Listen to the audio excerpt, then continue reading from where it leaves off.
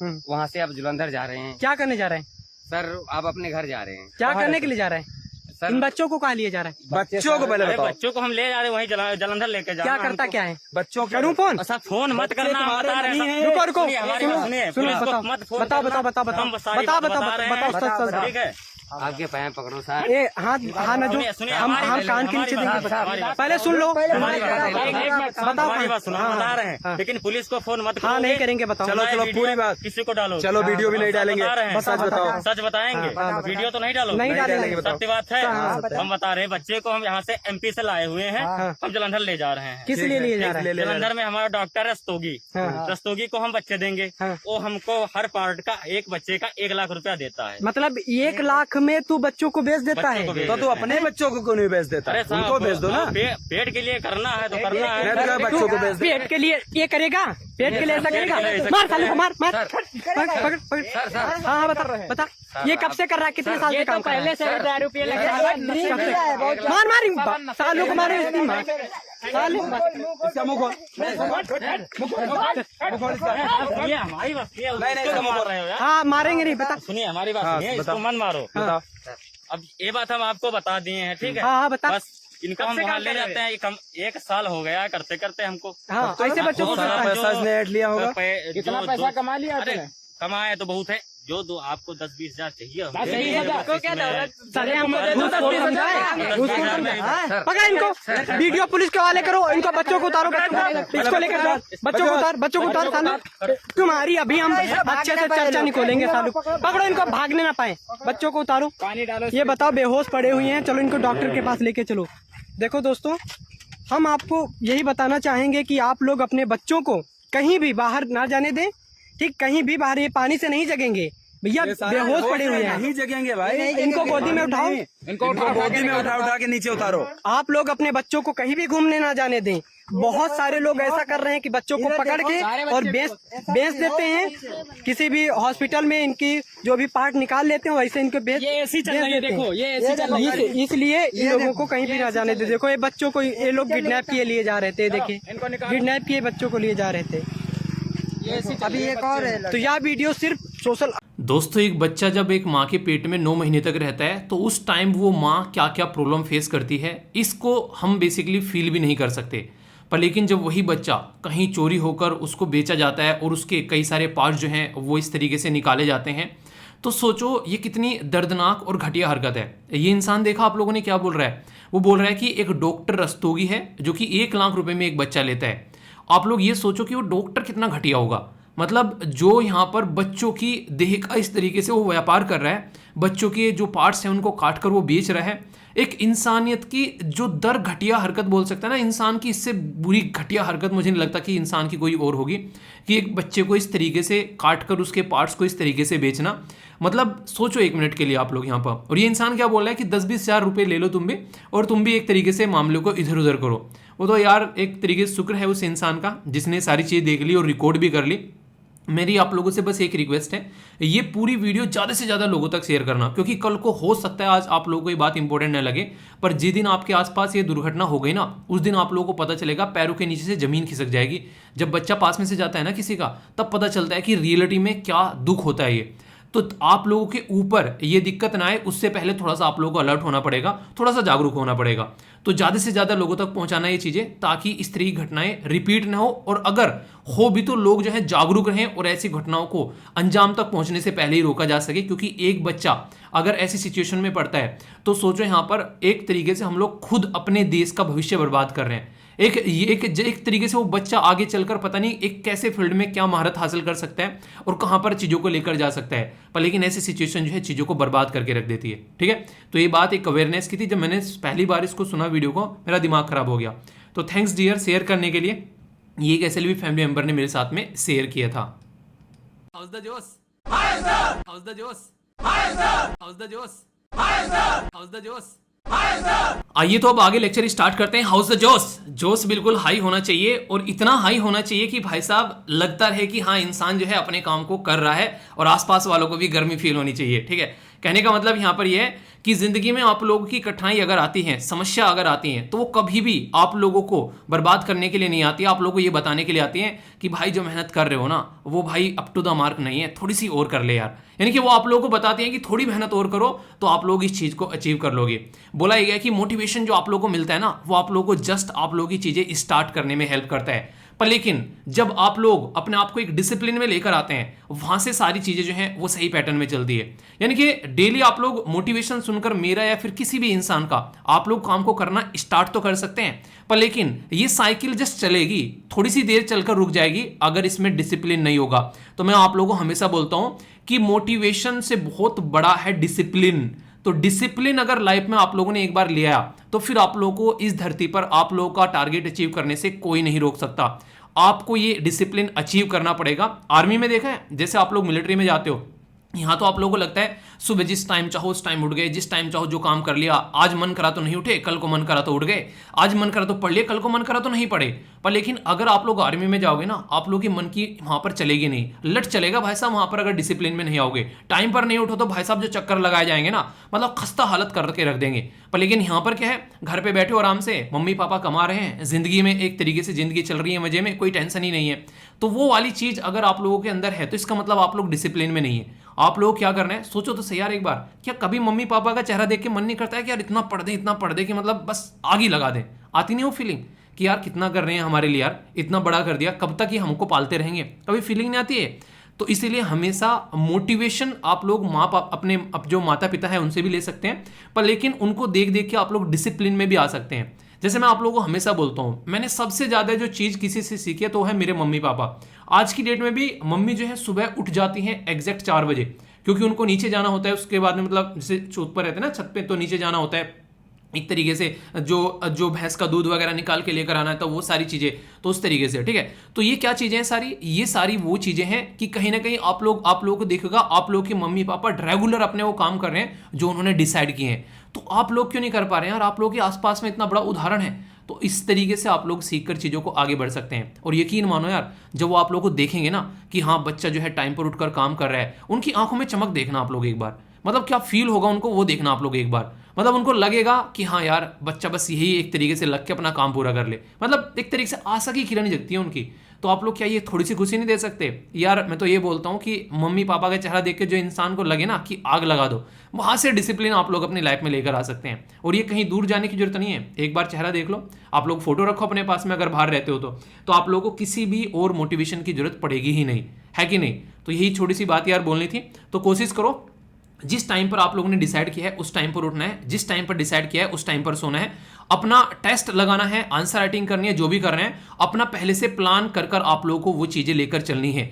और कोशिश करो कि आज सोने से पहले अगले दिन का प्लान बना लेना, और अगले दिन जब आप लोग बिस्तर पर जाओ तो एक बार सोच लेना कि क्या आज का प्लान अचीव कर लिया है। तो वही मैं बोलता हूं, हमेशा मेरा भी ये टारगेट रहता है कि आप लोगों से पूछूं तो सही एक बार कि कल का टारगेट कितना अचीव किया। तो कमेंट बॉक्स में जरूर बताना कि कल का जो भी टारगेट आप लोगों ने बोला था, डिसाइड किया था, क्या वो अचीव कर लिया है या फिर उसमें कोई कमी धमी रह गई है। अगर रह गई है तो उसको पूरा करना आप लोगों की जिम्मेदारी है, किसी और की नहीं।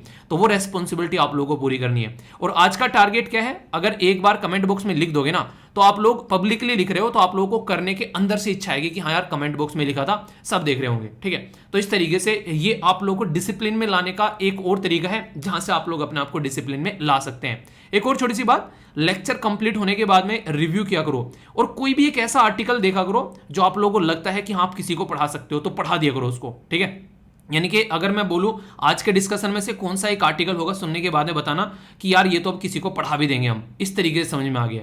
एक डेली एटलीस्ट कम से कम एक आर्टिकल तो ऐसा तैयार कर ही लेना। डेली एक आर्टिकल तैयार करोगे, साल में 365 ऐसे आर्टिकल तैयार हो जाएंगे। और सोचो डेली 4 से 5 आर्टिकल बड़े और छोटे छोटे आर्टिकल कितने सारे कवर करता हूं। तो अगर प्रॉपर वे में ये सारी चीजें आप लोग कवर कर लोगे ना, तो भाई साहब इतना कुछ आप लोगों के पास में हो जाएगा कि कोई भी एग्जाम इस इंडिया के अंदर तो आप लोगों का नहीं रुकने वाला है। क्योंकि जिस लेवल पर चीजें पढ़ाई जाती हैं, आंसर राइटिंग, एमसीक्यू, आप लोगों से छोटी छोटी information, static information, background information, one liner question, छोटे छोटे क्वेश्चन, आप लोगों के लिए सी सेट का क्वेश्चन, सारी चीजें तो आप लोगों को देखने को मिल रही हैं। इसीलिए हम लोग क्या बोलते हैं इसको बैलेंस डाइट। तो सेहत बना दूंगा भाई साहब एग्जाम की, अगर इस बैलेंस डाइट को सही से फॉलो करेंगे। इसको हम लोग इंपॉर्टेंट न्यूज एनालिसिस या फिर बैलेंस डाइट बोलते हैं। सारे न्यूज़पेपर में जो भी इंपॉर्टेंट आर्टिकल है वो आप लोगों के सामने रहते हैं। हो सकता है कोई आर्टिकल आज ना डिस्कस करूं, पर लेकिन कल डिस्कस होगा, कोई इंपॉर्टेंट आर्टिकल छूटेगा नहीं, ठीक है। तो इसलिए बात ध्यान रखिएगा, ओके। तो अच्छे से एंजॉय करते रहिए और फीडबैक जरूर दिया करो। जैसा भी लेक्चर लगता है अपना प्यार दिखा सकते हो, लाइक या डिसलाइक कर उससे जो है पता चलता रहता है कि हाँ आप लोग कितने अच्छे से चीजों को देख रहे हो, ठीक है। एक और यहाँ पर आज की इंपॉर्टेंट पर्सनैलिटी, हालांकि आर्टिकल आगे डिस्कस करूंगा इनके बारे में, तब तक आप लोग इनका नाम लिखिए, देखता हूं कौन इनको पहचान पा रहा है, ठीक है। बहुत ही अच्छे से आप लोगों को इनके बारे में पता होना चाहिए ताकि चीजों को आप लोग अंडरस्टैंड कर सको कि आगे आने वाले टाइम में इनसे क्वेश्चन आप लोगों के बन सकते हैं। वीडियो को टकटकी लगाकर देखना है, उसके पीछे रीजन ये है कि वीडियो को टकटकी लगाकर देखोगे तो आप भी एसएलवी कमांडो बन सकते हैं। यहां पर देखो पूजा के द्वारा इतने शानदार तरीके से आंसर दिए गए हैं यहाँ पर, जो कि आप लोगों के सामने है। एक एक आंसर डिटेल में यहाँ पर लिखा गया है। और सबसे इंटरेस्टिंग बात बताऊं, छोटे से यहाँ पर एक टाइम लूंगा, थोड़ा सा 1 मिनट आप लोगों के लिए। देखिए लेक्चर ना जो देख रहे हैं वो 90 हज़ार से लेके 1 लाख तक का लोग देख रहे हैं, पर लेकिन मैं आप लोगों को एक बात बोलूं, इनमें से कुछ लोगों का सिलेक्शन होगा, कुछ लोगों का सिलेक्शन नहीं होगा। रीजन क्या है वो मैं बताने जा रहा हूं, आप लोगों को ध्यान से सुनिएगा। यहां पर ये पर्टिकुलर जो मैंने कल डिस्कशन किया था, आप लोग जाकर देखिएगा, उस डिस्कशन के अंदर में मैंने कई सारे क्वेश्चन पूछे। जैसे कि यहाँ पर 50 मिनट पर मैंने यहाँ पर क्वेश्चन पूछा था कि आप लोगों को क्या लगता है कि हमारी कंट्री में लेबर फोर्स को लेकर सबसे बड़ी कमी क्या है। अब यहाँ पर इनके द्वारा ये आंसर लिख दिया गया, ठीक है, बकायदा अच्छे से कि सर ये मुझे प्रॉब्लम लग रही है कि इसका सोल्यूशन निकाला जा सकता है। अब बहुत सारे बच्चे ऐसे होंगे जिनको लगा रहे पूछ लिया सर तो ऐसे ही पूछते रहते हैं, निकल गया, ठीक है। अब यहाँ पर कुछ बच्चे ऐसे होंगे जिन्होंने इसका प्रॉपर आंसर दिया है, जैसे इन्होंने आंसर दिया है, और मुझे याद रहता है जो कई सारे बच्चे रेगुलर अच्छे से आंसर लिखते हैं। जैसे भूमि के द्वारा काफी अच्छे से आंसर दिए गए कल, जहां जहां मैंने क्वेश्चन पूछे हैं भूमि के द्वारा भी ऐसे आंसर दिए गए जैसे इनके द्वारा दिए गए। और इसी के साथ में और भी कई सारे बच्चे हैं तो जो रेगुलर अच्छे से आंसर दे रहे हैं ना, मुझे उनके नाम भी याद रहने लगे हैं। तो इससे मेरा और आप लोगों के बीच में एक शानदार इंटरेक्शन होता है। इसी तरीके से आप लोगों को रेगुलर पार्टिसिपेट करना है। इंपॉर्टेंट बात यहां पर क्या है वो ये है कि अगर कोई इस तरीके से बीच बीच में जो क्वेश्चन पूछ रहा है उनका आंसर दे रहा है तो इनडायरेक्ट वे में आप लोगों की एक छोटी सी आंसर राइटिंग की प्रैक्टिस तो यही हो जा रही है। दूसरा, इंटरव्यू के क्वेश्चन भी आप लोग सोल्व कर पाओगे क्योंकि आप लोग सोचने के लिए मजबूर हो जा रहे हो यहां पर कि इसका आंसर क्या होगा।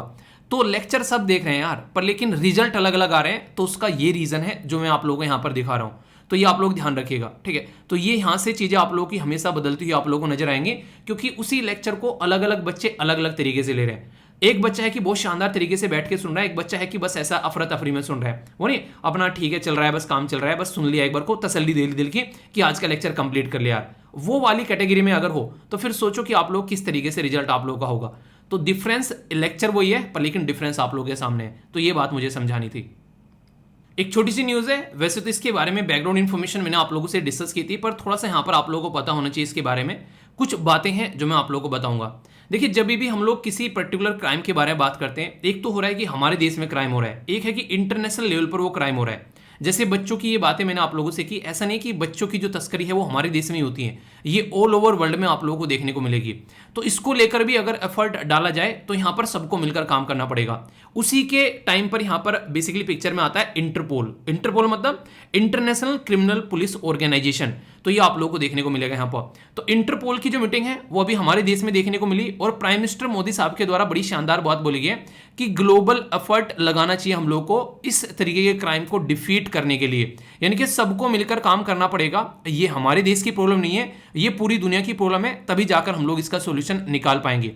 और इंटरपोल जो है यहाँ पर उसके जो पर्टिकुलर हेड है, इनका नाम आप लोग जरूर याद रखिएगा, जो मैंने आप लोगों को बताया भी था यहाँ पर, अहमद नसर अल रईसी, ठीक है। तो इनका नाम याद रखिएगा क्योंकि अभी हमारे देश में बेसिकली एक तरीके से विजिट भी किया गया, तो इस तरीके से क्वेश्चन ही बन सकता है। इंटरपोल का हेडक्वार्टर कहां पर है ये आप लोग बताना, और कब इसको बनाया गया था। ये सारी बातें मैंने आप लोगों को बताई क्योंकि इंटरेस्टिंग क्वेश्चन मैं आप लोगों को बता दूं, आप लोग थोड़ा सा इसको सुनकर हालांकि सरप्राइज हो गए, क्योंकि बेसिकली मैंने आप लोगों को बताया था किसी भी ऑर्गेनाइजेशन को जब कभी ना कभी 50 साल हो गए, 100 साल हो गए, 150 साल हो गए बने हुए, उससे क्वेश्चन बन सकता है, ठीक है। ऐसे ही अगर बात करें इंटरपोल, तो यहां पर इसको बनाया गया था 1923 में, ठीक है। तो नेक्स्ट ईयर जो है इसको पूरे 100 साल कंप्लीट होने वाले हैं। तो इंटरपोल के बारे में अगर क्वेश्चन पूछ ले जाए आप लोगों से तो इसमें कोई ऐसा नहीं होगा कि यार ये क्वेश्चन कहां से बन गया, क्योंकि ये ऑलरेडी न्यूज़ में है। और कोई भी ऐसी ऑर्गेनाइजेशन जो कि इस तरीके से 100 साल पूरे कर रही है, 150 साल पूरे कर रही है, उससे अक्सर एग्जाम में आप लोग क्वेश्चन बने हैं, अगर आप लोगों ने थोड़ा भी ध्यान से सुना होगा। ठीक है, तो ये ध्यान रखिएगा। यहाँ पर डिटेल में डिस्कस किया था, फिर आगे टॉपिक आएगा, फिर अच्छे से बता दूंगा। इंटरपोल के बहुत सारे प्रोग्राम भी हैं जो कि मैंने आप लोगों को पहले भी डिस्कस किए थे। एक आध दिन में फिर कोई ना कोई आर्टिकल आएगा तो अच्छे से उसको और एक्सप्लेन करूंगा। टेंशन मत लेना, अगर रेगुलर आप लोग लेक्चर सुन रहे हो ना तो टेंशन लेने की जरूरत नहीं है। टेंशन लेने की जरूरत है कि जिसने लेक्चर बीच में मिस कर दिया, ठीक है, उसको टेंशन लेने की जरूरत है, क्योंकि डेली कुछ ना कुछ आप लोगों को नया ऐसा सीखने को मिलेगा जो कि आप लोगों को एक सही तरीके से जिंदगी में गाइड कर चलेगा। तो ये आप लोग हमेशा ध्यान रखिएगा। देश के अंदर में चीफ जस्टिस ऑफ इंडिया की हाफ सेंचुरी हो चुकी है। मतलब क्या है? मतलब यह है कि 50वें चीफ जस्टिस ऑफ इंडिया कौन बनने वाले हैं वो ऑलरेडी डिसाइड हो गया है और उनका नाम भी आप लोगों के सामने आ चुका है।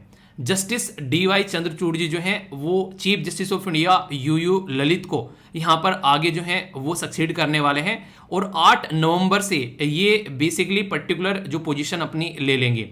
तो सबसे इंपॉर्टेंट बात यहाँ पर ये है, ये आर्टिकल चाहता तो मैं कल डिस्कस कर लेता, पर लेकिन कोई भी आर्टिकल आप लोगों के साथ में मैं डिटेल में लेकर आता हूँ बैकग्राउंड इन्फॉर्मेशन के साथ में, ताकि उससे रिलेटेड कोई प्रीलिम्स में क्वेश्चन पूछा जा चुका है वो भी आप लोगों से डिस्कस किया जा सके। इसी के साथ में आप लोगों के लिए आंसर राइटिंग का क्वेश्चन भी बनाया जा सके और सिस्टमेटिक वे में जो बैकग्राउंड इन्फॉर्मेशन है वो सारी डिस्कस की जा सके।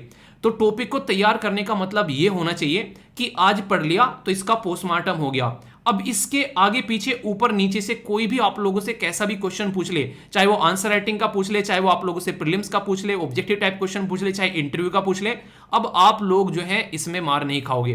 तो ये मतलब होता है। तो इस तरीके से टॉपिक को तैयार करना है, तभी जाकर आप लोग जो है सही पोजीशन पर अपने आप को रख पाओगे।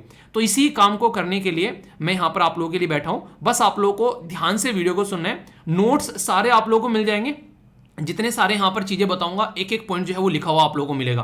तो अच्छे से बस सुनते चलिए, बाकी सारी आप लोग मेरे ऊपर छोड़ दीजिए। अंडरस्टैंडिंग पर फोकस आप लोगों को करना है, रटने के ऊपर नहीं। ठीक है, बात की जा रही है हमारी कंट्री में सुप्रीम कोर्ट के बारे में। सुप्रीम कोर्ट एक तरीके से हमारी कंट्री का सबसे हाईएस्ट कोर्ट है, यानी कि इससे ऊपर हमारे देश में और कोई कोर्ट है नहीं।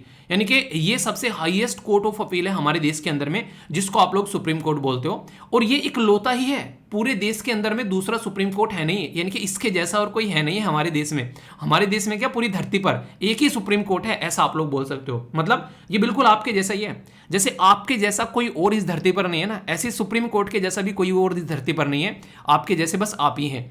ऐसे ही अगर बात करेंगे, इसके नीचे आप लोगों को अलग अलग हाई कोर्ट आप लोगों को देखने को मिलेंगे। हमारे देश में आज की डेट में 28 राज्य ऐसे हैं, 28 राज्य आप लोगों को देखने को मिलेंगे टोटल मिलाकर हैं, और 8 यूनियन टेरिटरी हैं। पर लेकिन इनमें से आप लोगों को 25 राज्य ऐसे हैं जहां पर खुद का हाई कोर्ट देखने को मिलेगा।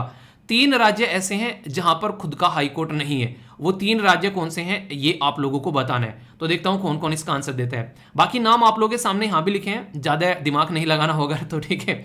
इंपॉर्टेंट बात क्या है यहां पर, जो सबसे इंपॉर्टेंट बात आप लोगों को पता होनी चाहिए कि यहां पर जो हाई कोर्ट होते हैं वो अलग अलग स्टेट के अंदर में केसेस को देखते हैं, और अगर कोई उससे सेटिस्फाई नहीं होता है तो फाइनल सुनवाई जो होती है वो आप लोगों को सुप्रीम कोर्ट में जाती हुई नजर आएंगी। ऐसे ही डिस्ट्रिक्ट लेवल पर आप लोगों को डिस्ट्रिक्ट और सेशन जज देखने को मिलेंगे, और सिविल और मेट्रोपोलिटन जो मजिस्ट्रेट हैं ये आप लोगों को यहां पर नजर आएंगे। तो ये पूरा हमारी कंट्री में जुडिशरी सिस्टम है। अगर पॉलिटिकल सिस्टम को आप लोग जुडिशरी सिस्टम के साथ में कंपेयर करोगे तो एक इंटरेस्टिंग चीज आप लोगों को देखने को मिलेगी। क्या है कि पॉलिटिकल सिस्टम थोड़ा सा डिफरेंट है। जैसे कि सेंटर में हो गए प्राइम मिनिस्टर और यहां पर स्टेट में हो गए चीफ मिनिस्टर। चीफ मिनिस्टर जो है वो प्राइम मिनिस्टर के नीचे नहीं है कि प्राइम मिनिस्टर जो है चीफ मिनिस्टर को जैसे कहेगा वैसे चला लेगा। वो चीफ मिनिस्टर चल सकता है प्राइम मिनिस्टर की बातों से जो उसी पॉलिटिकल पार्टी का चीफ मिनिस्टर हो। पर लेकिन अगर दूसरी पॉलिटिकल पार्टी का हो, जैसे कि वेस्ट बंगाल में ममता बनर्जी जी है, सेंटर में प्राइम मिनिस्टर मोदी जी है, नहीं सुनते भाई एक दूसरे की, तो ऐसे नहीं चलेगा। तो वहां पर उसको आप लोग बेसिकली पॉलिटिकल सिस्टम हमारा डिफरेंट है। वो एक तरीके से आप लोग उसको फेडरल सिस्टम बोलते हो, जिसको नॉर्मल हिंदी में आप लोग संघवाद का ढांचा बोलते हो। तो वो फेडरल सिस्टम है। पर लेकिन जुडिशरी का सिस्टम हमारे देश में आप लोगों को यूनिटरी सिस्टम आप लोगों को देखने को मिलेगा, यानी कि नीचे से लेकर ऊपर तक सबसे बड़े जो पापा हैं वो है चीफ जस्टिस ऑफ इंडिया। यहां पर हमारी कंट्री में अगर बात करेंगे, वो अगर फटकार लगाएंगे तो सबको माननी पड़ेगी। पर प्राइम मिनिस्टर बोले और सारे के सारे 28 राज्य बोले कि हम सबकी बात मानेंगे, तो वो पॉसिबल ना हो पाएगा। तो ये आप लोग समझिएगा। तो यहां पर पॉलिटिकल सिस्टम में फेडरल सिस्टम फॉलो करते हैं, पर लेकिन यहां पर हम लोग अपना यूनिटरी सिस्टम फॉलो करते हैं। ये काफी इंपॉर्टेंट है यहां पर, ठीक है। इसी के साथ में यहां पर जो इंपॉर्टेंट चीजें हैं ये है आप लोगों से रिलेटेड। वो क्या है, जब जब आप लोगों के फंडामेंटल राइट के बारे में बात की जाती है तो आप लोगों को पता है आर्टिकल 32 ये इसीलिए डाला गया है यहां पर इसके अंदर में, जिसको heart and soul of the constitution भी कई बार बोला जाता है। क्यों? क्योंकि ये आप लोगों के अधिकारों को प्रोटेक्ट करता है। अगर कोई भी इंसान आप लोगों के अधिकारों का हनन कर रहा है, जो कि फंडामेंटल राइट है, जो कि पार्ट 3 में यहां पर रखे गए हैं आर्टिकल 12 से लेकर आर्टिकल 35 तक का, तो आप लोग डायरेक्ट जो है कोर्ट में जा सकते हो। तो ये आप लोगों को अधिकार देता है। और कोर्ट में क्या, आप लोग डायरेक्ट सुप्रीम कोर्ट में भी आप लोग बोल सकते हो कि आप लोग यहां से जा सकते हो। तो ये आप लोगों को देखने को मिलेगा। तो इस गद्दी पर जो भी इंसान बैठा है, इनडायरेक्ट में बोलूं तो वो आप लोगों के फंडामेंटल राइट को प्रोटेक्ट करने वाला है। तो ये आप लोग याद रखिएगा, ठीक है। और यहां पर इनको मास्टर ऑफ रोस्टर भी बोला जाता है कई बार। जैसे नहीं, आप लोगों ने देखा होगा कई सारी रोस्टिंग की वीडियो रोस्ट किया जाता है। जैसे इंडिया में सबसे बड़े रोस्टर कौन है अगर बात की जाए, अब तो कई सारे आ गए पर लेकिन कैरी मिनाती का नाम सबसे ऊपर माना जाता है, ठीक है। तो रोस्टिंग करने का जो फंडा है अगर बात करें तो एक तरीके से होता है कि सामने वाले से रिलेटेड जो भी बातें हैं वो बताना, उसको क्रिटिकल वे में। तो यहां पर जो एक तरीके से कोई भी डिसीजन जब लिया जाता है ना यहां पर किसी भी पर्टिकुलर केस का, वो यहां पर इनके द्वारा लिया जाएगा कि कौन कौन सी बेंच बनेगी, किस किस को पर्टिकुलर केस देना है, वो सारी चीजें आप लोगों को यहां पर देखने को मिलेगी। तो ये काफी इंपॉर्टेंट हो जाता है, ठीक है। तो याद रखिएगा यहां पर। और सबसे बड़ी बात क्या है यहां पर, इनका टेन्योर जो है वो बहुत ही शानदार यहां पर रहने वाला है। यानी कि जो 49th chief justice of India, जिनका नाम था यहां पर उदय उमेश ललित, वो यहां पर कुछ काफी कम टाइम तक रहेगा, पर लेकिन यहां पर इनका टाइम पीरियड जो है वो टेन्योर आप लोगों को लॉन्गर देखने को मिलेगा। 2 साल के करीब आप लोग यहां पर समझ सकते हैं। क्योंकि अभी हम लोग कहां बैठे हुए हैं, हम लोग अक्टूबर में बैठे हुए हैं 2022 के, और इनका जो टेन्योर रहेगा वो नवंबर तक रहेगा। कब तक का? 2024 तक का। यानी कि 8 तारीख को, 8 नहीं सर 9 तारीख को ये ओथ लेंगे और पूरा 2 साल कंप्लीट करके जाने वाले हैं। सोचो, ठीक है। तो 2 साल के अंदर अंदर जो भी आप लोग के एग्जाम आएंगे, आप लोगों को हमेशा इनका नाम देखने को मिलेगा। तो नाम याद रखिएगा यहां पर, इनका नाम है DY चंद्रचूड़। DY चंद्रचूड़ को अगर थोड़ा सा लिख दें यहां पर फुल फॉर्म में, यहां पर आप लोग कंफ्यूज हो जाओगे, तो याद रखिएगा धनंजय यशवंत चंद्रचूड़। तो ये जरूर याद रखिएगा।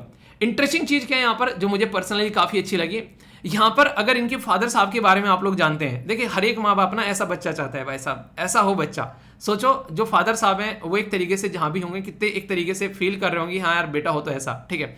तो इनके जो फादर साहब थे, जो कि इंडिया के अंदर में आप लोगों को देखने को मिलेंगे, चीफ जस्टिस ऑफ इंडिया जो रह चुके हैं जस्टिस DY चंद्रचूड़, ठीक है। तो लॉन्गेस्ट सर्विंग, ये सबसे जो DY चंद्रचूड़ जो है ये सन है किनके, इंडिया के longest serving chief justice of India, जिनका नाम था यहां पर YV चंद्रचूड़। समझ रहे हैं आप लोग यहां पर। तो ये काफी बड़ी बात है अपने आप में। और इनका भी टेन्यूर जो है वो काफी शानदार रहने वाला है। तो यानी कि हिस्ट्री जो है वो रिपीट हो रही है। हर एक माँ बाप चाहता है कि बच्चा हो तो ऐसा, है कि नहीं।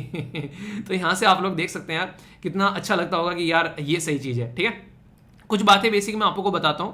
हमारे संविधान के हिसाब से अगर आप लोग बात करेंगे तो इसमें अक्सर जो है जो चीफ जस्टिस ऑफ इंडिया है वो तो एक अलग पर्टिकुलर एक पर्सन रहती हैं। इसके अलावा सुप्रीम कोर्ट के अंदर में कई सारे जज रहते हैं और इनकी संख्या टाइम टू टाइम चेंज होती चली गई है। जैसे कि 8 जज थे 1950 में जब हमारी कंट्री में सारा सिस्टम स्टार्ट किया गया, क्योंकि उस टाइम पर लगता था कि ठीक है 8 ही काफी है। पर लेकिन 1956 में ये समझ में आ गया कि 8 से काम नहीं चलेगा। 60 में समझ में आ गया कि इससे काम नहीं चलेगा, तो 1956 में 11, 60 में 14, 78 में यहां पर आप लोगों के सामने हो गए 18 जज, ठीक है। 86 में यहां पर हो गए 26 जज, 2009 में हो गए 31 जज और रिसेंटली 2019 में यहां पर टोटल मिलाकर सुप्रीम कोर्ट के अंदर में 34 जज आप लोगों को देखने को मिलेंगे। मतलब कि एक तो है यहां पर chief justice of India plus 33 है यहां पर सुप्रीम कोर्ट के जज, तो इनको मिलाकर including chief justice of India total मिलाकर 34 जज अब आप लोगों को यहां पर देखने को मिलेंगे, जो कि अलग अलग बेंच में डिवाइड होते हैं। यहां पर अलग अलग केसेस सुनते हैं, जो भी यहां पर केस जाता है और कैसे सुप्रीम कोर्ट का जो बेसिकली जो केस होता है बेसिकली कॉन्स्टिट्यूशन से रिलेटेड खासकर उसका इंटरप्रिटेशन जो होता है वो इनके द्वारा किया जाता है। ये किस बेंच के ऊपर कौन सा केस जाना है वो पावर रहती है चीफ जस्टिस ऑफ इंडिया के हाथ में। तो इसीलिए कहते हैं यहां पर कि चीफ जस्टिस ऑफ इंडिया काफी पावरफुल पोस्ट है हमारे देश के अंदर में, अगर आप लोग इसको ध्यान से देखोगे, ठीक है। तो ये थोड़ा सा आप लोग याद रखिएगा। अगर आपको चीफ जस्टिस ऑफ इंडिया बनना है तो आप लोगों को क्या क्वालिफिकेशन होनी चाहिए, ये काफी इंटरेस्टिंग है, ठीक है। तो यहां पर एटलीस्ट 5 साल तक आप लोग जज रह चुके हैं हाई कोर्ट के, या फिर 2 और मोर ईयर आप लोग एक तरीके से सुप्रीम कोर्ट के अंदर में, इसी के साथ में 10 ईयर आप लोग एडवोकेट रह चुके हैं हाई कोर्ट के अंदर में, ये एक तरीके से। और इसी के साथ में आप लोग को एक देखिए क्या रहता है, एक तरीके से एक्सपीरियंस मैटर करते हैं यहां पर, अगर आप लोग ध्यान से देखोगे मतलब ये कि यहाँ पर कोई पर्टिकुलर पर्सन जो है वो उसको एक अच्छा खासा एक्सपीरियंस होगा और प्रेसिडेंट को भी ये लगा कि हाँ ये एक काफी शानदार पर्सन है, तो प्रेसिडेंट की नजरों में भी यहाँ पर अगर कोई ऐसा पर्सन है तो उनको भी सुप्रीम कोर्ट में पहुंचाया जा सकता है। सुप्रीम कोर्ट में ये एक तरीके से क्वालिफिकेशन है सुप्रीम कोर्ट के जज बनने की, और जो सुप्रीम कोर्ट में जज बनेगा वो सीनियरिटी के बेसिस पर यहाँ पर आगे चलकर चीफ जस्टिस ऑफ इंडिया की पोस्ट पर पहुंच जाएगा। तो ये आप लोग ध्यान रखिएगा। हमारे संविधान के अंदर में क्या इसके रिलेटेड कोई आर्टिकल है, कोई अनुच्छेद है? जी हां, अनुच्छेद 124 आप लोग याद रखिएगा, आर्टिकल 124, जो कि यहां पर प्रेसिडेंट को पावर देता है यहां पर कि वो अपॉइंट करे किसको? चीफ जस्टिस ऑफ इंडिया को अपॉइंट करेंगे। यानी कि जो चीफ जस्टिस ऑफ इंडिया को ओथ दिलाई जाएगी वो प्रेसिडेंट ऑफ इंडिया दिलाएंगे। अच्छा, प्रेसिडेंट को ओथ कौन दिलाता है बताइए जरा? ये काफी इंटरेस्टिंग क्वेश्चन है। ये काफी इंटरेस्टिंग क्वेश्चन है, ठीक है, इसके बारे में आप लोगों को बताना है। जो भी कोई अपॉइंटमेंट का जो सिस्टम हमारे देश में होता है आप लोगों को पता है, अगर बात करें सुप्रीम कोर्ट के अंदर में, अगर हम लोग बात करते हैं जब कोई अपॉइंटमेंट किया जाता है तो सुप्रीम कोर्ट के अंदर में पहले आप लोगों को पता है यहाँ पर कि एक तरीके से सेकंड जज केस था 1993 का, यहाँ पर उसके बेसिस पर काम चलता था और फिर आगे चलकर यहाँ पर जो चीजें बनी, अभी फिलहाल के टाइम पर एक कोलोजियम सिस्टम आप लोगों को देखने को मिलता है। उसमें टोटल मिलाकर 5 जज आप लोगों को नजर आएंगे। एक होंगे वहां पर चीफ जस्टिस ऑफ इंडिया और 4 होंगे वहां पर सीनियर मोस्ट जज। वो डिसाइड करते हैं कि पूरे मैटर को कैसे लेकर चलना है, तो वो सीनियरिटी के बेस पर आप लोगों को यहां पर देखने को मिलेगा। यानी कि एक तरीके से एक सिस्टम बना रखा है। पर इंटरेस्टिंग चीज है, कोलेजियम सिस्टम के बारे में याद रखिएगा कि संविधान में उसके बारे में नहीं लिखा हुआ है, तो संविधान में उसके बारे में नहीं लिखा है, तो वो एक तरीके से एक प्रोसीजर के थ्रू क्रिएट किया गया सिस्टम है हमारे देश के अंदर में, ठीक है। ये तो हो गई कुछ बेसिक बातें। बाकी इनको मैंने बोला था भी मास्टर ऑफ रोस्टर बोला जाता है, क्यों? क्योंकि एक तरीके से एक तो ये इंपॉर्टेंट रोल प्ले करते हैं, जो भी यहां पर मैटर होता है, पर्टिकुलरली कोई सी बेंच को कोई भी केस देना है ये यहां पर डिसाइड करेंगे। इवन बेंच बनानी कैसे है ये डिसाइड करेंगे, और ये पावर इनको आर्टिकल 145 हमारे संविधान का देता है, जो कि आप लोगों को यहां पर इंपॉर्टेंट आर्टिकल है, याद रखना है। एक और इंपॉर्टेंट आर्टिकल आप लोग याद रखिएगा जो कि आप लोगों को पता होना चाहिए, वो है आर्टिकल 143। जैसे नॉर्मली आप लोग बोलते हैं ना आई लव यू, ठीक है, तो ये जो होता है बेसिकली यहां पर आई यानी कि 143 याद रखिएगा। प्रेसिडेंट ऑफ इंडिया जो है वो सुप्रीम कोर्ट के जो चीफ जस्टिस ऑफ इंडिया उनके साथ में एक तरीके से प्यार का स्वभाव रखते हैं इस पर्टिकुलर आर्टिकल के तहत। तो याद रखने के लिए आप लोग ये इसको ऐसे कर लेना, ठीक है। एग्जाम में आप लोगों को याद रहना चाहिए, बस उसके लिए आप लोग इस तरीके से थोड़ा सा कुछ भी अपना एक्रोनिम बना लिया करो, जो भी आप लोगों को लगता है बस वो क्वेश्चन सोल्व होना चाहिए। चीफ जस्टिस ऑफ इंडिया है, ये याद रखिएगा। अभी जो काफी इंपॉर्टेंट क्वेश्चन बन सकता है 2019 में अभी रिसेंटली यहां पर ये डेवलपमेंट हुआ, जहां से क्वेश्चन भी आप लोगों का बन सकता है कि office of chief justice of India ये आरटीआई यानी कि राइट टू इंफॉर्मेशन एक्ट के तहत यहां पर उसके प्रीव्यू में आ गया है, जो कि 2005 का एक्ट है।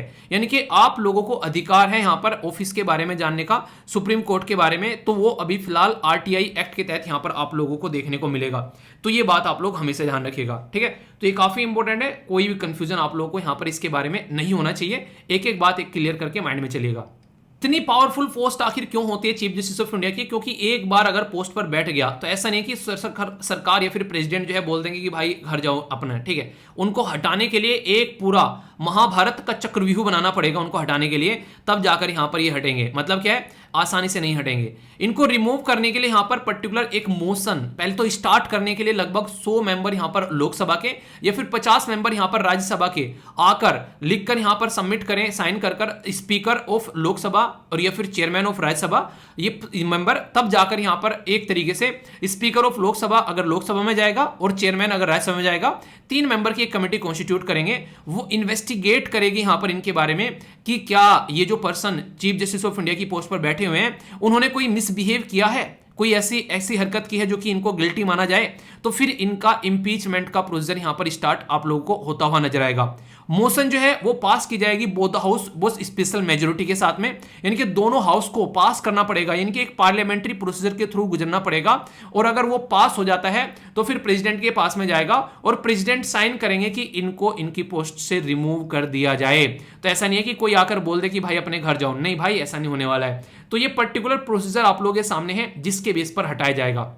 तो यहां से आप लोग चीजें समझ सकते हैं तो इस पोस्ट में कितनी पावर है, तो ये चीजें आप लोग यहां पर देखने को मिलेगी। और बाकी जो भी बातें मैंने बताई हैं, आर्टिकल कम से कम 2 आर्टिकल तो आप लोग याद रखिएगा। आर्टिकल 143 कि प्रेसिडेंट ओपिनियन ले सकते हैं सुप्रीम कोर्ट से कि बताओ यार पब्लिक इंपॉर्टेंस में क्या इस मैटर को कैसे देखा जाए। और बाकी 145 जो है ये पावर देता है कि कॉन्स्टिट्यूशन की, संविधान की एक बेंच बनानी है अगर कोई भी संविधान का मैटर इनको सुनना है। मतलब सोचो कि किसी पर्टिकुलर फंडामेंटल राइट से रिलेटेड कोई मैटर आ गया और वो कोर्ट में पहुंच गया, तो यहां पर फिर बेंच बनाई जाएगी और उसमें मिनिमम लेट लिस्ट यहां पर 5 जज होने चाहिए जो कि संविधान के मैटर को देखेगी। ठीक है, तो ये याद रखिएगा, कॉन्स्टिट्यूशनल मैटर अगर कोई देखा जाएगा तो 5 जज उसमें कम से कम होने चाहिए। और ये कौन बनाएगा? चीफ जस्टिस ऑफ इंडिया यहां पर इस पर्टिकुलर बेंच को बनाएंगे। तो ये आप लोग याद रखिएगा। तो ये काफी इंपॉर्टेंट है यहां पर, जो कि आप लोगों को पता होना चाहिए। ठीक है, बाकी कुछ बातें अगर यूयू ललित जी के बारे में, तो ये लॉ ग्रेजुएट है दिल्ली यूनिवर्सिटी से। ठीक है, तो एलएलएम की डिग्री और इसी के साथ में डॉक्टरेट की डिग्री है यहाँ पर जुडिशियल साइंस के अंदर में हार्वर्ड लॉ स्कूल से। तो एक तरीके से काफी शानदार इनकी क्वालिफिकेशन है। एडिशनल सोलिसिटर जनरल ये 1998 में, और इसी के साथ में यहाँ पर जज अपॉइंट किए गए हाई कोर्ट के अंदर में ये 2000 में। ठीक है, महाराष्ट्र के अंदर भी यहाँ पर इनके द्वारा डायरेक्टर रहे महाराष्ट्र जुडिशियल अकेडमी के, और chief justice of chief of Allahabad high court के अंदर भी यहाँ पर ये रहे, ये लगभग 2013 के अंदर में। तो अगर आप लोग स्टेट पीसीएस की तैयारी कर रहे हो, खासकर स्टेट में यूपी पीसीएस के, तो आप लोगों के लिए इंपॉर्टेंट हो जाता है यहाँ पर। ठीक है, यहाँ पर जज अपॉइंट किए गए 2016 में सुप्रीम कोर्ट के अंदर में, और 6 साल यानी कि 2022 में अब चीफ जस्टिस ऑफ इंडिया यहाँ पर बन चुके हैं। तो ऐसे आप लोग समझ सकते हैं। यहाँ पर इनके द्वारा काफी सारे लैंडमार्क जजमेंट दिए गए, होमोसेक्सुअलिटी के ऊपर, एडल्ट्री के ऊपर, फंडामेंटल राइट के ऊपर, कई सारे शानदार जजमेंट जो है वो इनके द्वारा दिए गए। तो ये काफी इंपॉर्टेंट है, जो आप लोग याद रखिएगा। बाकी शानदार परफॉर्मेंस आगे रहेगी, क्योंकि जिस तरीके से इनके पिताश्री हैं, शानदार तरीके से उनके द्वारा अपना टेन्योर लेकर चला गया, उसी पैटर्न में अब ये अपना टेन्योर यहाँ पर लेकर चलने वाले हैं। ठीक है, अब यहाँ पर एक क्वेश्चन है जो कि आंसर राइटिंग के लिए आप लोग यूज कर सकते हैं। बात की जा रही है कि हमारी कंट्री में इंडियन जुडिशरी जो है वो कई सारे क्रिटिसिज्म फेस कर रही है। रीजन क्या है कि केस जो है वो काफी लंबे समय तक पेंडिंग पड़े रहते हैं। तो इसके लिए क्या अकेले जुडिशरी रेस्पॉन्सिबल है? नहीं, एग्जीक्यूटिव भी यहाँ पर रेस्पॉन्सिबल है, क्योंकि कई बार इनकी वजह से भी केस पेंडिंग पड़े रहते हैं, अपॉइंटमेंट को डिले इनके द्वारा किया जाता है। तो डिस्कस करना है आप लोगों को यहाँ पर इसी मुद्दे को, ये काफी डिटेल में आप लोगों यहाँ पर आप लोगों के सामने है, इसका आंसर अच्छे से दीजिएगा। ठीक है, क्वेश्चन इस टॉपिक से पूछे जाते हैं कि यहाँ पर सुप्रीम कोर्ट से बड़ी फ्रीक्वेंटली पूछे जाते हैं और बहुत बार पूछे जा चुके हैं। 2021 में क्वेश्चन पूछा गया यहाँ से, बड़ा ही प्यारा सा बोला गया यहाँ पर, इसके बारे में बताना है, जुडिशरी के बारे में, इंडियन जुडिशरी के बारे में। और याद रखिएगा करेक्ट स्टेटमेंट पूछी गई थी। बोला गया कि एनी रिटायर्ड जज ऑफ सुप्रीम कोर्ट, यानी कि सुप्रीम कोर्ट का कोई रिटायर्ड जज है, उसको वापस बुलाया जा सकता है क्या उसको काम करने के लिए? सुप्रीम कोर्ट का जो जज है by chief justice of India with the prior permission president, यानी कि प्रेसिडेंट से परमिशन लेकर क्या किसी सिचुएशन में यहाँ पर वापस बुलाया जा सकता है? ये काफी इंटरेस्टिंग है, और ये सारी चीजें बड़े डिटेल में मैंने पॉलिटी में पढ़ा रखी है। आप लोगों को ध्यान से सुनिएगा जाकर लेक्चर, सारी चीजें क्लियर हो जाएंगी। अगर बात करें, high court in India has the power to review its own judgment, यानी कि as the Supreme Court does, यानी कि जैसे सुप्रीम कोर्ट यहां पर अपना काम करता है कि हाई कोर्ट भी अपने जजमेंट को रिव्यू कर सकता है। दूसरी स्टेटमेंट यहां पर ये आप लोगों को देखने को मिलेगी। तो काफी इंपॉर्टेंट है यार, ये याद रखिएगा। और डायरेक्ट यहां से क्वेश्चन भी आप लोगों का बन सकता है। और मैंने आप लोगों को भी बताया भी था कि कोई भी ऐसा नहीं है इंसान कि उससे गलती ना होती हो, इंसान जो है वो गलतियों का पुतला है। तो कोर्ट से भी गलतियां हो जाती हैं, उसी के लिए इन्होंने अपने खुद के डिसीजन को रिव्यू करने के लिए यहां पर एक तरीके से प्रोसीजर इसके अंदर में रखा हुआ है। ठीक है, तो इसको आप लोग याद रखिएगा, आप लोगों को यहां पर क्वेश्चन ही बन सकता है। पहले तो फर्स्ट स्टेटमेंट के बारे में बात करें तो आर्टिकल 128 जो संविधान के अंदर में है, वो चीफ जस्टिस ऑफ इंडिया को ये पावर देता है कि वो यहां पर इस तरीके से किसी भी जज को यहां पर बुला सकते हैं। ठीक है, एक तरीके से अगर रिक्वायरमेंट उनको लगती है तो, यानी कि रिटायर होने के बाद भी। तो ये याद रखिएगा। दूसरा यहां पर जो हमारी कंट्री में हाई कोर्ट है ना, रिकॉर्ड ऑफ कोर्ट उसको कोर्ट ऑफ रिकॉर्ड बोलते हैं। ठीक है, अपने जजमेंट का रिकॉर्ड रखता है। तो आर्टिकल 226 जो है वो यहां पर एक तरीके से पावर देता है, जैसे कि सुप्रीम कोर्ट को आर्टिकल 137 पावर देता है अपने ही डिसीजन को रिव्यू करने के लिए। तो हाई कोर्ट और सुप्रीम कोर्ट के दोनों के पास में ये पावर आप लोगों को देखने को मिलेगी। तो आंसर क्या हो गया? आंसर यहां पर सी हो गया। ऐसे चीजों को करोगे तो कभी भी दिक्कत देखने को नहीं मिलेगी। अब कोई कंफ्यूजन हो तो बताएगा। आप लोगों को बताना है कि देश के पहले चीफ जस्टिस ऑफ इंडिया कौन थे, ये आप लोगों को बताना है। तो देखता हूं कौन सही आंसर देता है यहां पर। और इमरजेंसी के टाइम पर चीफ जस्टिस ऑफ इंडिया कौन थे ये क्वेश्चन आप लोग जरूर देखेगा, आप लोग ये चक्षु खुलेंगे। तो बड़ा ही शानदार सा ये डिस्कशन रहा पूरा। तो पूरा पॉलिटी का एक चैप्टर भी आप लोगों को यहाँ पर रिव्यू एक तरीके से हो गया, ओवरव्यू आप लोगों को मिल गया। तो फीडबैक जरूर देना, जैसा भी आप लोगों को लगता है आप लोग अपने हिसाब से बता सकते हैं। कहीं डाउट हो तो जरूर पूछिएगा।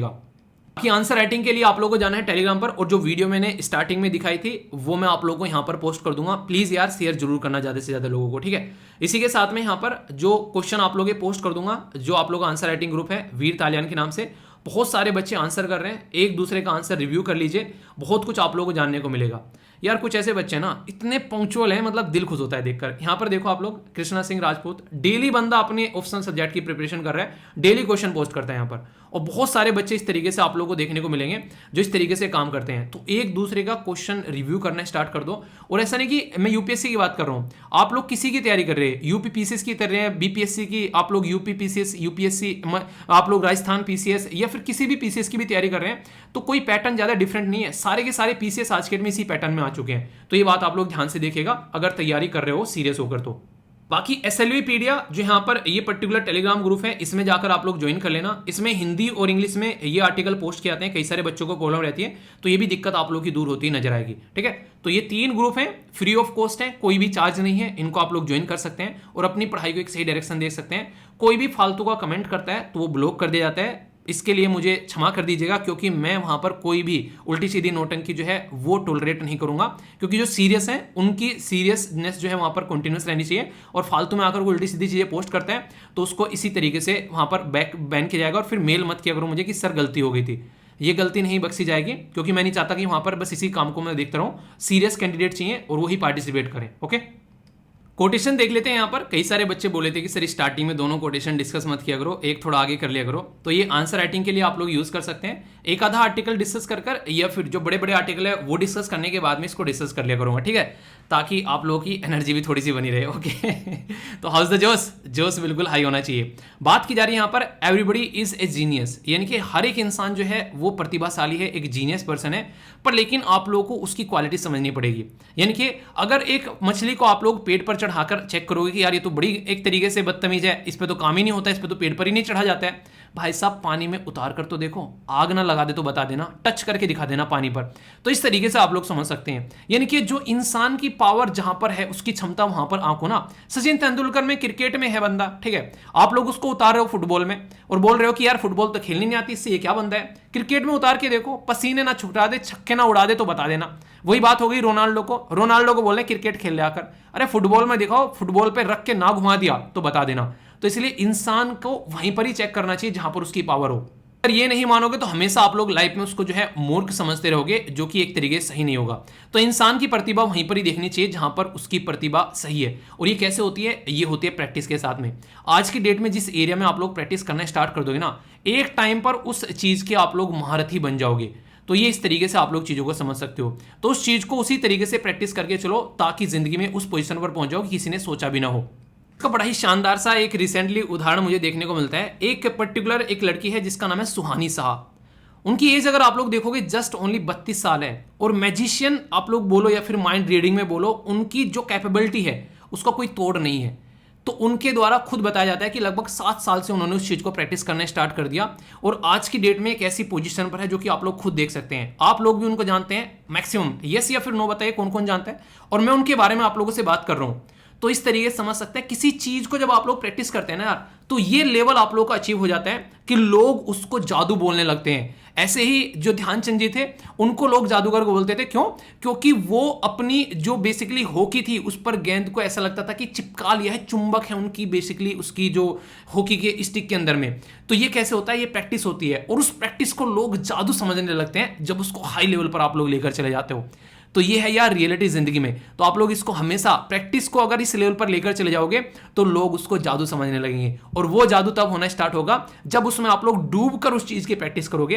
तो हमेशा याद रखना कि प्रैक्टिस आप लोगों को हमेशा उस तबके से इतने ऊपर उठा देगी जहां लोग कभी सोचते भी नहीं होंगे कि हाँ यार ऐसा भी कुछ होता है क्या।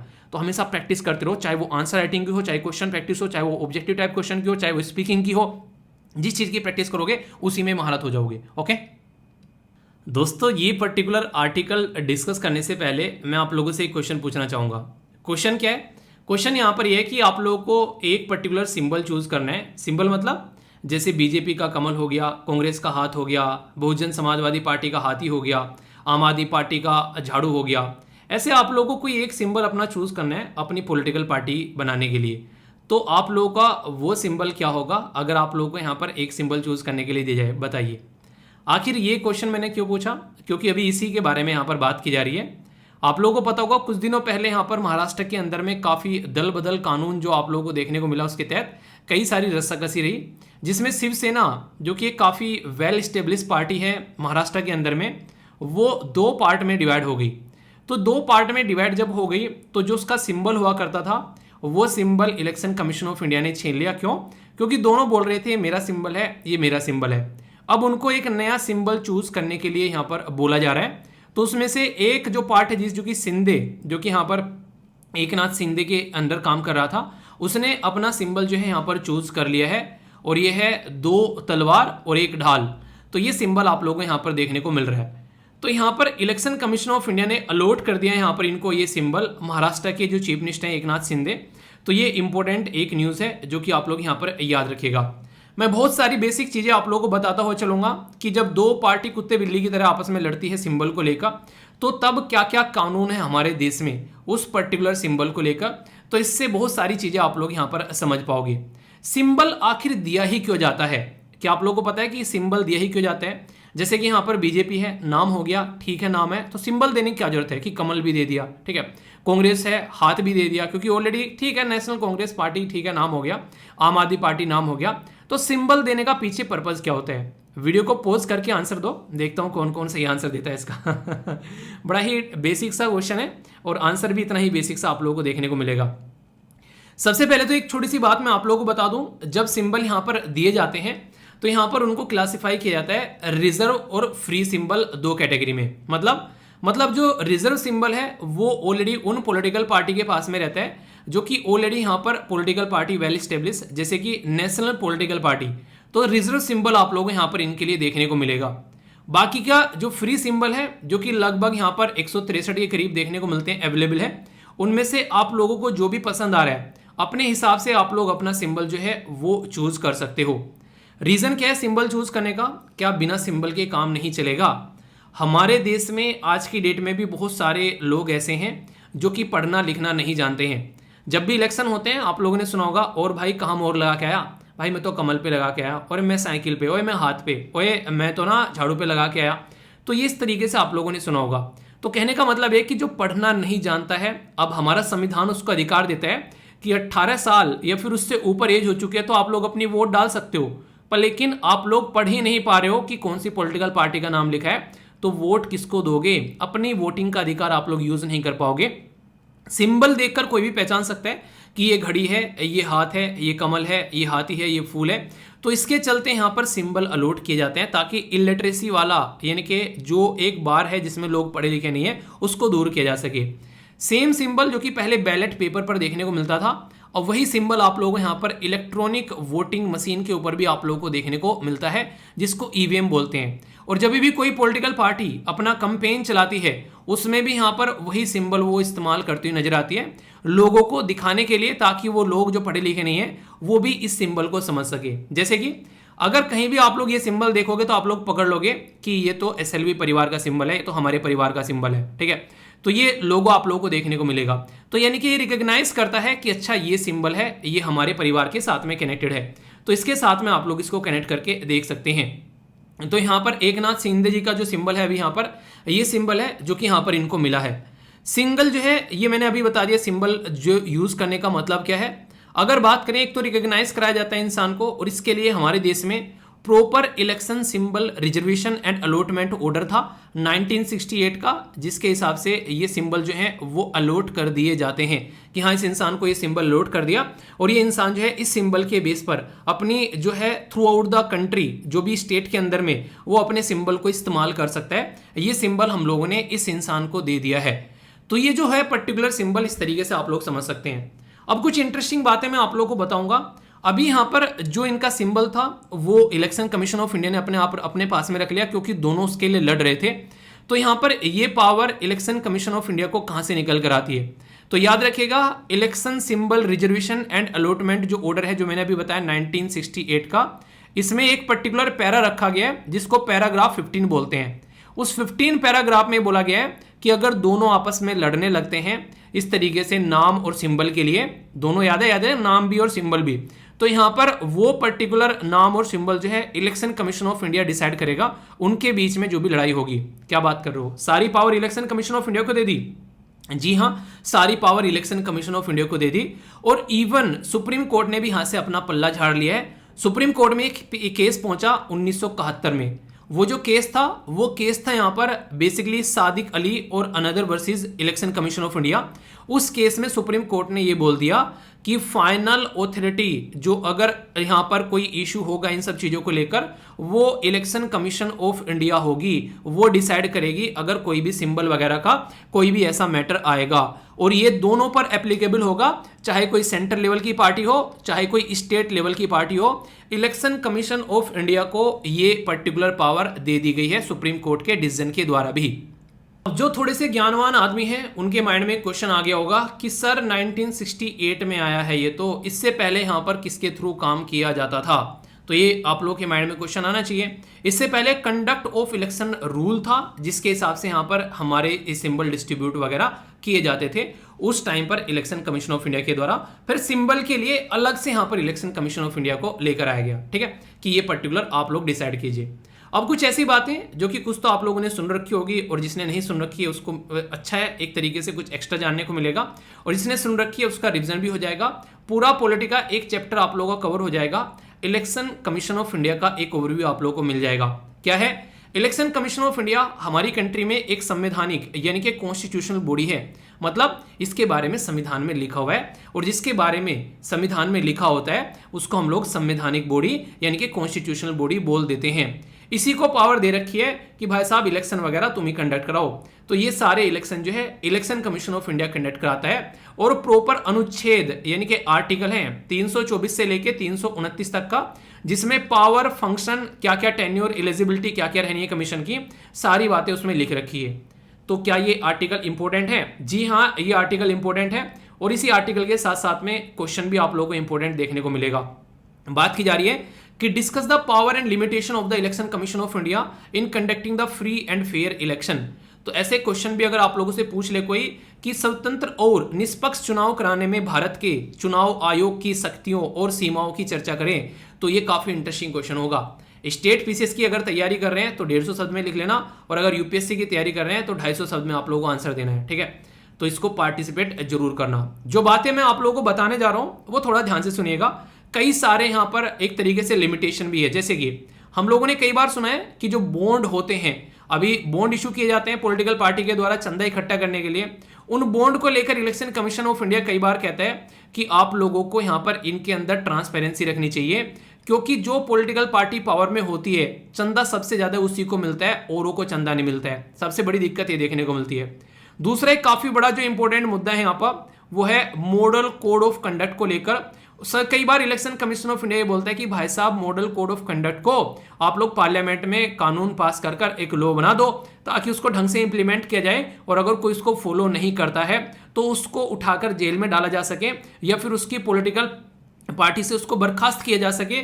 पर लेकिन ये कहीं ना कहीं इलेक्शन कमीशन ऑफ इंडिया की बातें जो हैं वो कंटिन्यूअसली यहाँ पर इग्नोर करते रहते हैं, क्योंकि इससे उनके ऊपर तलवार लटक जाती है। तो ये यहाँ पर कई सारी लिमिटेशन है इलेक्शन कमीशन ऑफ इंडिया की, जो कि आप लोग यहाँ पर देख सकते हैं। पर लेकिन अभी इलेक्शन कमीशन ऑफ इंडिया के बारे में कुछ बेसिक इन्फॉर्मेशन जो मैं आप लोग को बता रहा हूँ, ये कम से कम 6 आर्टिकल जो कि इंपॉर्टेंट है, और ये पार्ट 15 यानी कि 15वें पार्ट में आप लोगों को देखने को संविधान के अंदर मिलते हैं। आर्टिकल 324 बहुत इंपॉर्टेंट आर्टिकल है। सारी पावर जितनी होती है कि किसी पर्टिकुलर इलेक्शन को सुपरिंटेंडेंट करना है, डायरेक्शन करना है, कंट्रोल करना है, ये सारी पावर आर्टिकल 324 में से इलेक्शन कमीशन ऑफ इंडिया के पास में आती है। एक काफी इंटरेस्टिंग आर्टिकल जो कि आप लोगों को पता होना चाहिए, और यहां से क्वेश्चन भी पूछा जा चुका है। बात करते हैं आर्टिकल 329 के बारे में। ये साफ साफ बोलता है कि आर्टिकल 329 की बार करता है इंटरफेरेंस बाय द कोर्ट, यानी कि कोई भी कोर्ट जो है इलेक्ट्रोल मैटर में इंटरफेयर नहीं करेगा। मतलब सुप्रीम कोर्ट, हाई कोर्ट नहीं आएंगे यहाँ पे, नहीं आएंगे भाई। क्यों नहीं आएंगे अभी बताता हूं। देखिए कल को चलकर मान लीजिए कोई एक राज्य है जिसका नाम है ए, उस राज्य में इलेक्शन करवाने की बात कर दी है कि भाई साहब 1 महीने के अंदर अंदर इलेक्शन कंडक्ट कराने हैं। कोई ऐसा इशू मच गया यहाँ पर जिसकी वजह से केस जो है वो कोर्ट में पहुंच गया। 1 महीने में इलेक्शन करवाने थे और कोर्ट का फैसला आ रहा है 5 साल बाद में, यानी कि फिर से इलेक्शन कराने का टाइम आ गया। तो यहाँ तो हो हाली इलेक्शन, तो इसीलिए कोर्ट को इलेक्ट्रोल प्रोसीजर में इंटरफेयर करने से मना किया जाता है जब तक कि इलेक्शन जो है वहां पर कंप्लीट न हो जाए। अगर उसके बाद किसी को जाना है तो वो कोर्ट का दरवाजा खटखटाए, पर उससे पहले यहां पर चीजें नहीं होगी, क्योंकि पूरा इलेक्शन भी कंडक्ट कराना होता है। ठीक है, एक काफी इंपॉर्टेंट आर्टिकल है 325। ये आर्टिकल ये बोलता है कि no person to be eligible और इंक्लूजन, यानी किसी पर्सन को इनएलिजिबल या फिर इंक्लूजन यहां पर बात की जा रही है। No person to be in eligible for inclusion और to claim the included a special electoral on the ground of religion, race, sex या एक तरीके से कास्ट वगैरह। आसान शब्दों में समझाता हूं, ऐसी उल्टी सीधी भाषा में मत जाइए। कोई भी इंसान को इलेक्ट्रोल के अंदर में जहां पर नाम लिखा होता है कि तुम वोट डाल सकते हो या फिर नहीं डाल सकते हो, अगर वो रिलीजन के बेस पर या सेक्स के बेस पर, कास्ट के बेस पर, किसी पर्टिकुलर तबके के बेस पर उसको उसके अंदर डाला या फिर निकाला नहीं जाएगा। उसका एक ही क्राइटेरिया है एडल्ट सफरेज, और वो है 18 साल से ऊपर या फिर 18 साल अगर एज आ चुकी है तो आप लोग वोट डाल सकते हैं। तो आर्टिकल 326 यहां पर बोलता है दोनों के लिए, यहां पर हाउस ऑफ द पीपल और लेजिस्लेटिव असेंबली यानी कि राज्य और सेंट्रल गवर्नमेंट दोनों के लिए यहां पर बातें करता है, ठीक है। यानी कि दोनों के लिए आप लोगों को देखने को मिलेगा, स्टेट और उसके लिए भी, सेंट्रल के लिए भी। आर्टिकल 327 यहां पर पावर देता है पार्लियामेंट को कि कानून बना दो, किसके लिए, इलेक्शन कमीशन के लिए यहां पर। तो ये प्रोविजन जो भी इलेक्शन से रिलेटेड कानून होते हैं वो पार्लियामेंट बनाएगी, तो क्या स्टेट नहीं बनाएगी? आर्टिकल 328 बोलता तो है स्टेट भी बना सकती है, पर लेकिन कहां? म्युनिसिपैलिटी और पंचायत के इलेक्शन जो हैं वो स्टेट इलेक्शन कमीशन के द्वारा ही कंडक्ट कराए जाते हैं, तो यहां पर ये भी अपना कानून बना सकते हैं। आगे यहां तक समझ में? अब कुछ और बातें कर लेते हैं। 1 इलेक्शन कमीशन और 2 इलेक्शन कमिश्नर ये आप लोगों को देखने को मिलेंगे, प्रेसिडेंट ऑफ इंडिया के द्वारा अपॉइंट किए जाते हैं। 6 साल टेन्योर रहता है या फिर 65 साल, जो भी पहले हो जाए, यानी तो 6 साल हो गए उसके काम को या फिर 65 साल पूरी हो चुकी है, तो जो भी पहले हो जाए वही माना जाएगा उसका वहां पर टाइम ड्यूरेशन। इंजॉय करते हैं सेम स्टेटस और सैलरी भी इनको इक्वल मिलती है जितना जज ऑफ द सुप्रीम कोर्ट, यानी कि सुप्रीम कोर्ट के जज के इक्विवेलेंट यहां पर इनको अच्छी खासी सैलरी दी जाती है ताकि एक इंडिपेंडेंट तरीके से काम कर सके, किसी के कंट्रोल में आकर काम न करें। तो इलेक्शन कमीशन ऑफ इंडिया को रिमूव किया जा सकता है, जी हाँ बिल्कुल ऐसे ही रिमूव किया जाता है जैसे सुप्रीम कोर्ट के जज को रिमूव किया जाता है, यानी कि आसान नहीं है वो हटाना, ठीक है, बड़ा ही टफ प्रोसीजर है, बहुत ही एक प्रोसीजर से होकर गुजरना पड़ता है। ये ग्रांट करते हैं पॉलिटिकल पार्टी को रिकॉग्नाइज पॉलिटिकल पार्टी या सिंबल अलॉट करने का काम, और कोई डिस्प्यूट यानी कि लड़ाई हो जाती है तो ये भी काम यही करते हैं, ये आप लोग याद रखिएगा। इसी के साथ में कमीशन जो है वो एडवाइजरी जुडिक्शन का भी काम करता है पोस्ट इलेक्शन डिस्क्वालिफिकेशन, यानी कि किसी को अगर डिस्क्वालीफाई कर दिया है तो वहां पे भी यही काम करेगा। मॉडल कोड ऑफ कंडक्ट कई शब्द ना अटक जाते हैं। मॉडल कोड ऑफ कंडक्ट जो कि ये बताते हैं कि किसी रिलीजन को रिझाकर, किसी पर्टिकुलर दूसरे रिलीजन को गाली देकर या कोई भी ऐसी उल्टी सीधी हरकतें कर जिसकी वजह से सोसाइटी में गुस्सा भड़क जाए, आप वोट नहीं मांग सकते हैं। तो पॉलिटिकल पार्टी को गाइडलाइन दी जाती है कि एब्यूज नहीं करना है पावर का, और इसी के साथ में खर्चा इतना ही करना है जो लिमिटेशन यहां पर इलेक्शन कमीशन ऑफ इंडिया के द्वारा डिसाइड की गई है। ये सारे काम इलेक्शन कमीशन ऑफ इंडिया करता हुआ नजर आता है, ठीक है।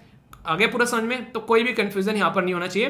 तो पॉलिटिका एक चैप्टर भी आप लोगों का रिवाइज हो गया और जो पॉलिटिकल न्यूज थी वो भी आप लोगों की होगी, पर लेकिन ऐसे नहीं मानूंगा मैं सब क्वेश्चन पूछूंगा, उसके बाद में देखते हैं कितना आप लोगों ने पढ़ा है, ठीक है। इंटरेस्टिंग है आर्टिकल 326, आर्टिकल 327, आर्टिकल 329 कौन सी स्टेटमेंट करेक्ट है ये आप लोगों को बताना है ढंग से, ठीक है। तो इनको मैच करो यहाँ पर किस किस आर्टिकल में क्या क्या लिखा हुआ है और आंसर क्या है। Only 1 pair, only 2 pair, all 3 pair या फिर none of the above pair. तो सही आंसर क्या है? ABCFD बताइए सही आंसर क्या है? सही आंसर यहाँ पर ए। कैसे? ये रहे सारे के सारे आर्टिकल, मैच कर लो और आंसर को एंजॉय कर लो, ठीक है। नेक्स्ट क्वेश्चन थोड़ा सा और इंटरेस्टिंग है, इसके बारे में आप लोगों से बात करूंगा, और ये तो ऐसा क्वेश्चन है कि आप लोग पढ़कर कई बार निकल जाओगे और आप लोगों को गलती पकड़ नहीं आएगी उस तरीके का क्वेश्चन है। ऐसा क्यों बोल रहा हूं, अभी आप लोग देखो तब आप लोग समझोगे। हिंदी और इंग्लिश में जिस भी भाषा में आप लोग बेसिकली पढ़ना चाहते हैं तो द्विभाषी क्वेश्चन यहाँ पर लिखा हुआ है, ठीक है, द्विभाषी इलेक्शन सिंबल के बारे में बात की जा रही है। बोला जा रहा है कि यहाँ पर जो सिंबल है वो एक स्टैंडर्ड सिंबल यहाँ पर जो आवंटित किया जाता है यहाँ पर, ये पॉलिटिकल पार्टी को इलेक्शन सिंबल जो है हमारी कंट्री में, ठीक है। तो एक स्टैंडर्डाइज सिंबल एलोकेट किया था पॉलिटिकल पार्टी को।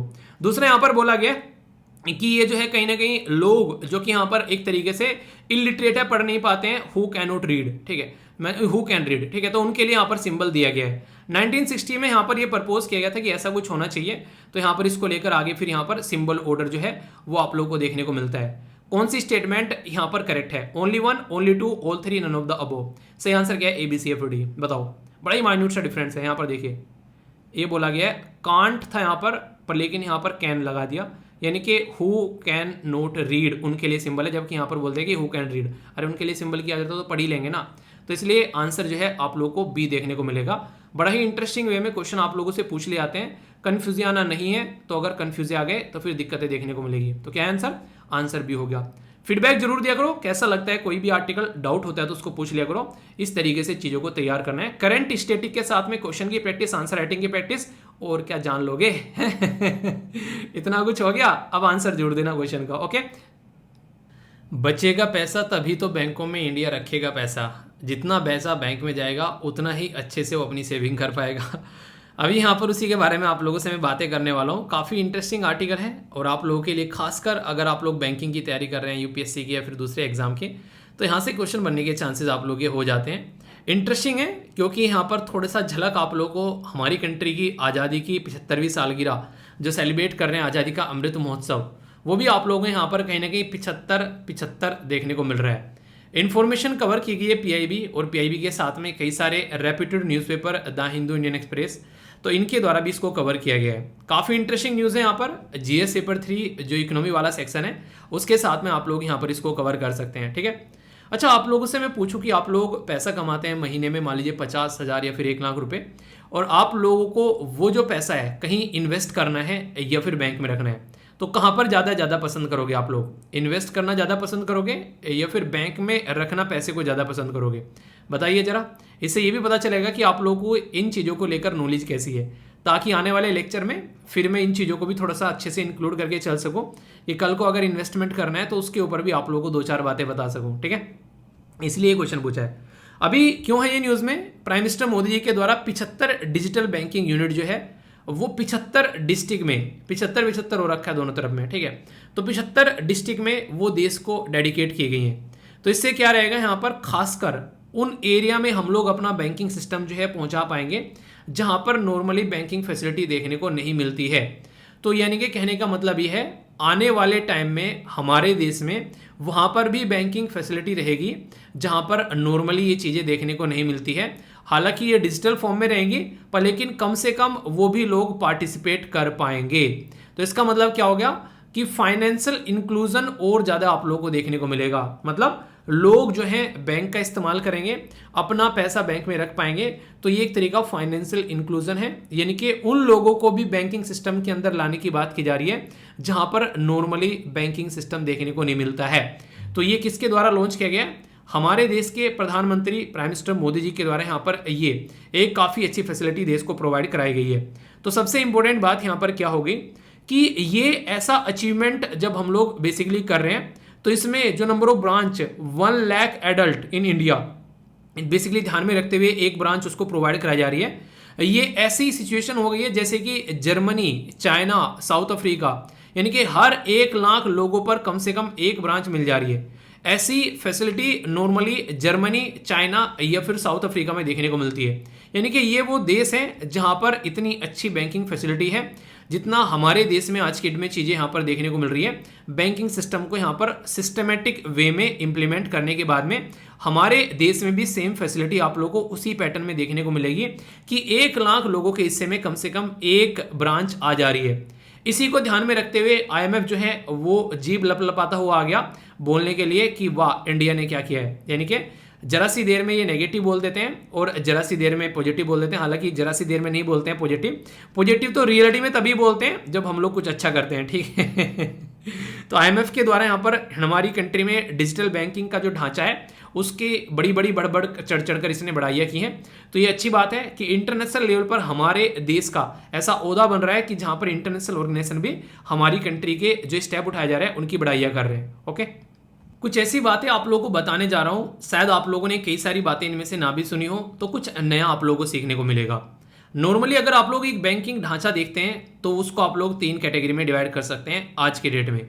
एक तो नॉर्मल बैंक, जैसे कि आप लोग देखते हैं, अच्छा ये बैंक हो गया हमारा SBI, यार इसकी ब्रांच यहाँ भी है, यहाँ पर अकाउंट खुलवा लेते हैं, यहाँ से पैसा रख लेते हैं, अब वहाँ पर निकाल लेते हैं। तो ये सारी एक ट्रेडिशनल बैंकिंग सिस्टम आप लोगों को देखने को मिलता है, जिसके अंदर आप लोगों को ऑनलाइन सिस्टम भी देखने को मिल जाता है।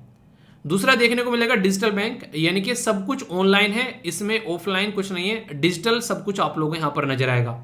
तीसरा यहाँ पर देखने को मिलेगा नियो बैंक, ये काफ़ी इंटरेस्टिंग है। नियो बैंक ऐसा है, जैसे कि आप लोग बोल सकते हैं, अगर कोई बोले नियो बैंक है तो ऐसा डिजिटल बैंक जिसकी कोई ब्रांच नहीं है उसको हम लोग नियो बैंक बोल देते हैं, ठीक है। यानी कि एक तरीके से उसकी कोई भी ब्रांच नहीं है, एंटायरली ऑनलाइन आप लोगों को वो देखने को मिलेगा, तो उसको आप लोग यहां पर नियो बैंक आप लोग यहां पर बोल सकते हैं, ठीक है। तो ये है।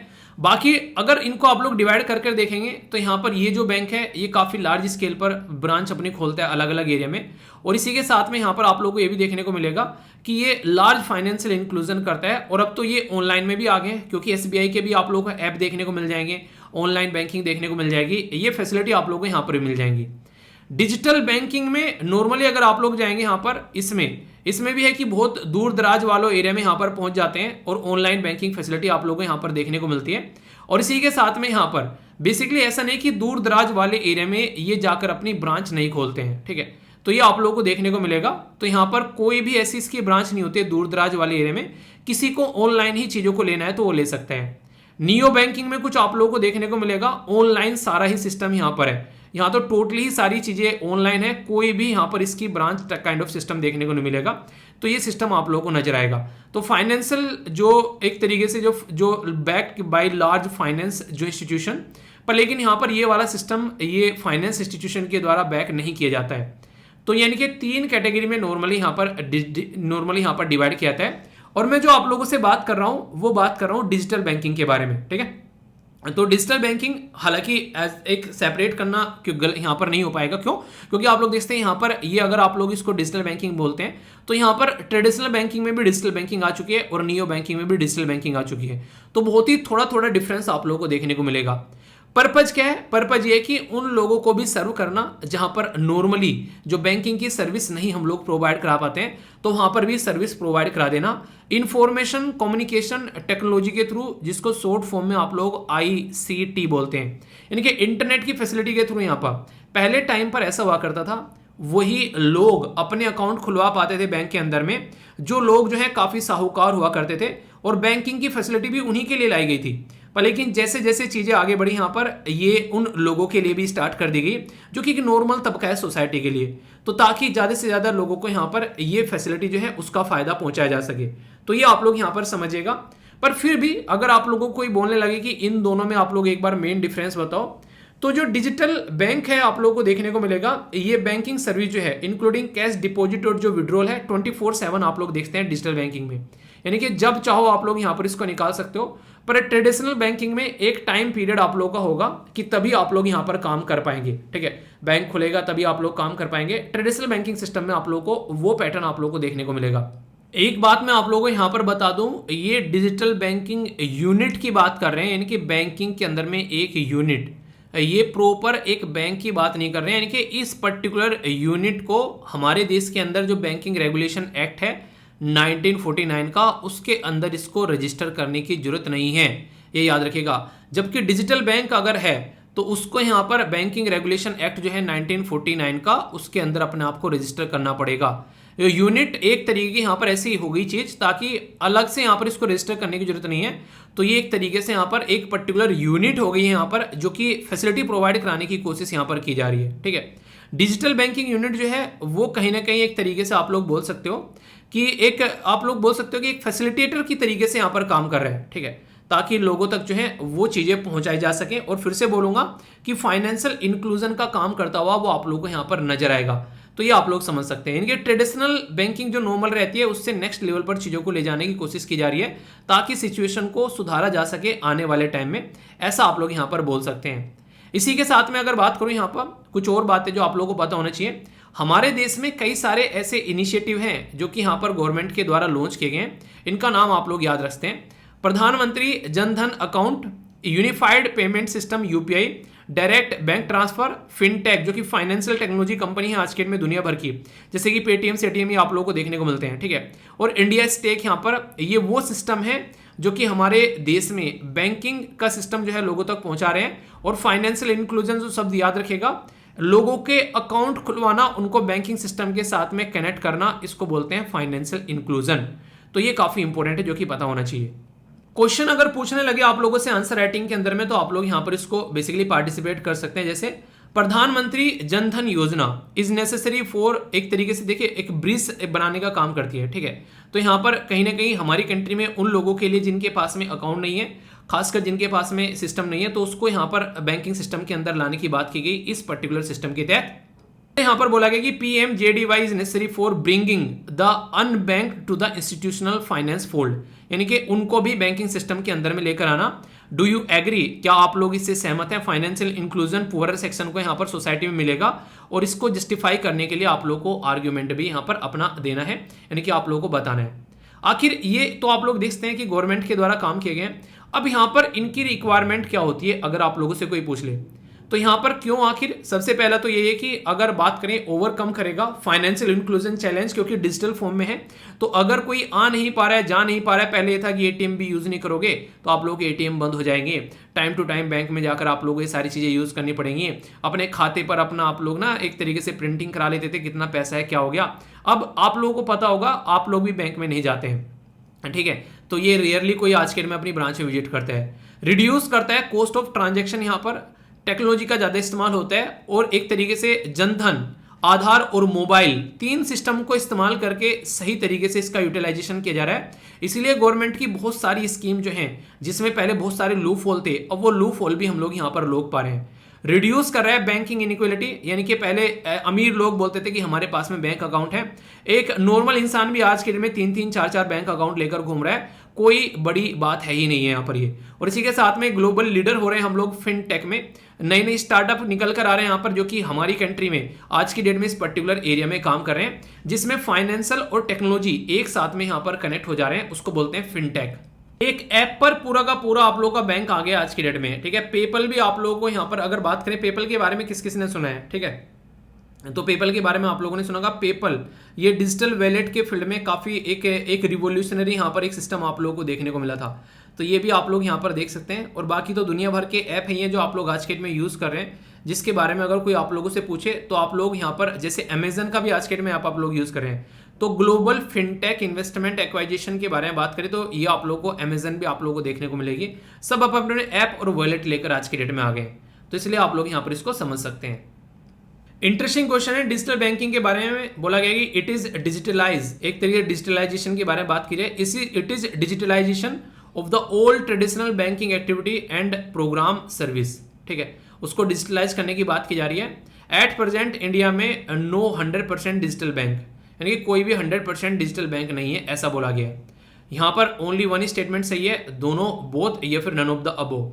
तो इसके बारे में आप लोगों को बताना है कौन सा आंसर सही है। थोड़ा सा डिफरेंट है यहाँ पर लेकिन एक्सप्लेन करूंगा तो आप लोग इसको समझ जाओगे कि बेसिकली बोलना क्या चाह रहे हैं यहाँ पर। इसमें आंसर क्या सही है आप लोगों को बताना है, A, B, C, F और D। तो सही आंसर यहाँ पर C, यानी कि दोनों की दोनों स्टेटमेंट करेक्ट है। पहली स्टेटमेंट में तो बेसिकली सही है, ठीक है, कि हाँ डिजिटलाइज किया जा रहा है ट्रेडिशनल बैंकिंग सिस्टम को, ताकि प्रॉपर वे में चीज़ें लोगों तक पहुंचाई जा सके। मनी डिपॉजिट करना है, विड्रॉ करना है, ट्रांसफर करना है, वो सारी चीज़ें यहाँ पर देखने को मिलेगी। पर लेकिन अगर बात करें, रिजर्व बैंक ऑफ इंडिया जो है हमारे देश में अलाउ नहीं करता है कि कंप्लीटली सारी चीज़ें जो हैं वो आप लोग ऑनलाइन लेकर बैठ जाओ 100%। मतलब क्या है, इससे फ्रॉड होने के चांसेस रहेंगे। कोई भी नया बैंक खुलेगा, ऑनलाइन है, ऑफलाइन पता ही नहीं है कहाँ पर क्या क्या उसकी बेस ब्रांच क्या है, तो दिक्कतें देखने को मिल सकती हैं। इसके चलते यहाँ पर अभी प्रायोरिटी जो है वो फिजिकल प्रेजेंस के ऊपर दी जा रही है कि कहीं पर ऑफिस तो बनाए इंसान आकर, वहाँ पर चीज़ें तो स्टार्ट करे, तो उससे कम से कम इंसान का ही रहता है की सिक्योरिटी रहती है। जो अपना बैंक के अंदर पैसा धर रहा है, पता चला पैसा लेके भाग गया, तो वाली चीजें नहीं देखने को मिलेगी। तो रिजर्व बैंक ऑफ इंडिया के द्वारा अब तक यहाँ पर अलाउ नहीं किया गया 100% के लिए, ठीक है। तो दोनों की दोनों स्टेटमेंट सही है और आंसर यहाँ पर C हो गया। तो कोई भी कंफ्यूजन नहीं होना चाहिए, कंफ्यूजन होगा तो बताना, उसको फिर दूर किया जाएगा। ओके, अच्छा, ये आर्टिकल स्टार्ट करने से पहले आप लोगों को ये बताना है कि KGF मूवी किस किस ने देखी है, येस या फिर नो। दोनों में से कोई भी पार्ट देखा हो, बस यहाँ पर ये पता होना चाहिए कि KGF नाम की कोई चीज़ भी है क्या इस धरती पर, और अगर हाँ तो आप लोग ये बताइए कि ये जो KGF है इसकी फुल फॉर्म क्या है, यानी कि KGF क्या है इसकी full form, Kolar gold fields. तो ये जो कोलार गोल्ड फील्ड्स हैं, इसी के ऊपर नेक्स्ट आर्टिकल आप लोग यहाँ पर देखने को मिलेगा। तो इन्वायरमेंट के साथ में भी आप लोग यहाँ पर इसको कनेक्ट करके देख सकते हैं। क्या बातें हैं मैं आप लोगों को बताता हूँ, और क्यों न्यूज़ में है वो भी आप लोगों को पता चलेगा। सबसे पहले तो यहाँ पर कहाँ पर लोकेटेड है कोलार फील्ड्स, तो याद रखिएगा ये जो गोल्ड माइन है जहाँ से सोना निकाला जाता है, ये आप लोगों को कर्नाटका के अंदर देखने को मिलेगा। एग्जैक्ट लोकेशन अगर आप लोग देखेंगे तो कर्नाटका कहाँ पर है, तो यहाँ पर आप लोग देखते हैं ये है गोवा, महाराष्ट्र, तेलंगाना, आंध्र प्रदेश, तमिलनाडु, केरला, यहाँ पर आप लोगों को कर्नाटका देखने को मिलेगा। तो कर्नाटका के अंदर है यहाँ पर बेसिकली KGF। न्यूज़ में क्यों है, सेंट्रल गवर्नमेंट के द्वारा डिसाइड किया है कि रिवाइव किया जाएगा जो गोल्ड माइन है कोलार फील्ड के अंदर में, उसमें से फिर से सोना निकालना स्टार्ट किया जाएगा। आप लोग ये बोलोगे कि जब सोना निकालना इसमें से स्टार्ट किया ही जा रहा है तो पहले सोना निकालना बंद क्यों किया गया था, यानी कि अगर बंद ही मतलब स्टार्ट ही करना है तो बंद ही क्यों किया था, ये तो बताओ पहले। तो यहाँ पर कोलार जो फील्ड है यहाँ से सोना निकालने की बात फिर से स्टार्ट इसलिए की जा रही है क्योंकि एक टाइम ऐसा था, अगर आप लोग बात करो हमारे पास में ऐसा सिस्टम नहीं हुआ करता था कि सिस्टमेटिक वे में हम लोग यहाँ से सोना निकाल सकें। इसमें खर्चा बहुत ज़्यादा आ जाता था, यानी कि लगभग 3000 मीटर गहरी यहाँ पर ये गोल्ड माइन आप लोगों को देखने को मिलेगी, जो कि भारत गोल्ड माइन लिमिटेड इसके द्वारा ऑपरेट की जाती है। एक PSU है हमारे देश में जो वर्ल्ड में डीपेस्ट गोल्ड माइन भी इसको बोला जाता है। यानी कि यहाँ से सोना निकालना इतना टफ पड़ जाता है कि जितना का भाव का वो सोना नहीं होता है उससे ज़्यादा पैसा खर्च हो जाता है यहाँ से सोना निकालने में। तो इसका कोई मतलब रह गया क्या, यानी कि इतना टाइम वेस्ट कर दिया, इतना पैसा वेस्ट कर दिया और उसके बाद भी यहाँ पर वो पर्टिकुलर नहीं मिल पा रहा है सोना जितना मिलना चाहिए और उतना प्राइस का नहीं मिल पा रहा है, उससे ज़्यादा खर्चा यहाँ पर हो जा रहा है इसको निकालने में। तो बात ये सही थी कि यहाँ पर बंद कर दिया है, तो इन्हीं चीज़ों को ध्यान में रखते हुए चीज़ों को बंद कर दिया गया था। तो यहाँ पर जो ये बर्खास्त की गई थी माइंस, अब यहाँ पर इनको फिर से रिवाइव किया जाएगा। तो यहाँ पर क्योंकि बोला गया था ना कि एक तरीके से निकालना सोना आसान नहीं था, तो ऑफिशियल के एस्टिमेशन के हिसाब से माने तो कोलार गोल्ड फील्ड जो माइंस है, यानी कि गोल्ड और मिनरल जो यहाँ पर आप लोगों को देखने को मिलेंगे, बताया जा रहा है लगभग 30,000 करोड़ की वैल्यू का यहाँ पर आप लोगों को माल पानी देखने को मिल जाएगा। यानी कि इसके अंदर से जो भी मिनरल्स हैं, जो गोल्ड्स हैं, उसकी वैल्यू 30,000 करोड़ के करीब आप लोगों को देखने को मिलेगी, जो कि अपने आप में एक अच्छा खासा नंबर है। तो इसलिए यहाँ पर फिर से इसको स्टार्ट करने की बात की जा रही है। ठीक है, तो यह है पर्टिकुलर न्यूज़, कोई डाउट नहीं होना चाहिए। ओके, आगे चलते हैं। यहाँ पर अगर आप लोग यहाँ पर देख पा रहे हैं तो ये है पर्टिकुलर टाइगर आप लोगों को दिख रहे हैं और ये पानी पी रहे हैं। सोचो यहाँ पर पानी इतना भर जाए कि जहाँ जहाँ पर ये रहते हैं वहाँ पर इनको रहने की जगह नहीं मिले, हर जगह पानी पानी देखने को मिले और ये गाना गाने लगे कि आज ब्लू है पानी पानी पानी। ठीक है, मतलब ऐसा ही कुछ यहाँ पर देखने को मिल रहा है। उसी से रिलेटेड ये आर्टिकल आप लोगों के सामने है। अब मैं यहाँ पर आप लोगों से जो बात करने वाला हूँ वो है दुर्गावती टाइगर रिजर्व के बारे में, जो रिसेंटली अभी न्यूज़ में है। क्यों, इसका बेसिक रीजन क्या होगा वो पता चलेगा आप लोगों को केन बेतवा जो रिवर लिंक है उससे।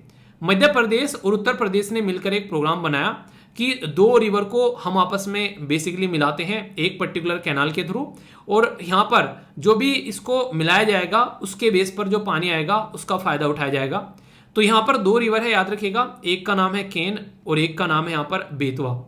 तो यहाँ पर यह बोला गया कि जो भी एक्स्ट्रा पानी है केन के अंदर में वो पानी ट्रांसफर किया जाएगा बेतवा के अंदर में, ताकि बुंदेलखंड वाला जो रीजन है और भी कई सारे रीजन हैं वहां पर प्रॉपर पानी जो है वो प्रोवाइड कराया जा सके। इसी को Ken Betwa river link project के नाम से जानते हैं। 18,000 करोड़ रुपए यहाँ पर खर्च करने की बात की गई ये पर्टिकुलर सिस्टम को इस्टेब्लिश करने के लिए। इससे क्या होगा, जो बुंदेलखंड वाला रीजन है जो कि काफी सूखा रीजन माना जाता है, वहां पर एक सिस्टमेटिक वे में पानी जो है वो प्रोवाइड कराया जा सकेगा। तो ये 230 किलोमीटर लंबी ये कैनाल बनाई जा रही है जिसमें से पानी होता हुआ यहाँ पर वो बेतवा रिवर के पास में पहुंचेगा। ठीक है, तो याद रखिएगा कि पानी कहाँ से निकलना है, वो केन से निकलना है, जाना कहाँ पर है, वो बेतवा में जाना है। ठीक है, तो उत्तर प्रदेश और मध्य प्रदेश की ये मिली भगत है, यानी कि दोनों का एक प्रोजेक्ट है जिसमें यहाँ पर ये सिस्टम आप लोगों को देखने को मिल रहा है। प्रोजेक्ट जो है इसकी वजह से काफी सारे पेड़ पौधे भी काटे गए और इसकी वजह से कई सारे पोर्शन जो है पानी में भी सबमर्ज हो गए। तो उसी के चलते यहाँ पर ये अभी रिसेंटली न्यूज में निकल कर आप लोगों के सामने आई। तो इसी को ध्यान में रखते हुए दुर्गावती टाइगर रिजर्व न्यूज में आ गया। मतलब क्या है, मतलब यहाँ पर यह कि मध्य प्रदेश का जो वाइल्ड लाइफ बोर्ड है उसने अप्रूव कर दिया है कि जो टाइगर है यहाँ पर पन्ना टाइगर रिजर्व के, तो 1/4 PTR जो है वो सबमर्ज हो गया है केन बेतवा के अंदर में। तो इसको ध्यान में रखते हुए यहाँ पर नेशनल टाइगर कंजर्वेशन अथॉरिटी ने यूपी और एमपी को बोला कि भाई साहब कुछ जुगाड़ करो टाइगर को यहाँ से निकालने का और नया टाइगर रिजर्व बनाओ। तो दुर्गावती टाइगर रिजर्व जो है वो एक नया टाइगर रिजर्व है जो कि अलग अलग डिस्ट्रिक्ट में यहाँ पर फैला हुआ है और इसी को एक न्यू टाइगर रिजर्व की बात यहाँ पर की जा रही है, जिसके चलते ये न्यूज में आ गया है। ठीक है, तो ये है पूरी न्यूज बेसिकली। यहाँ पर पानी भर रहा है, उसकी वजह से चीजें डूब रही हैं, उनको बचाने के लिए नया टाइगर रिजर्व।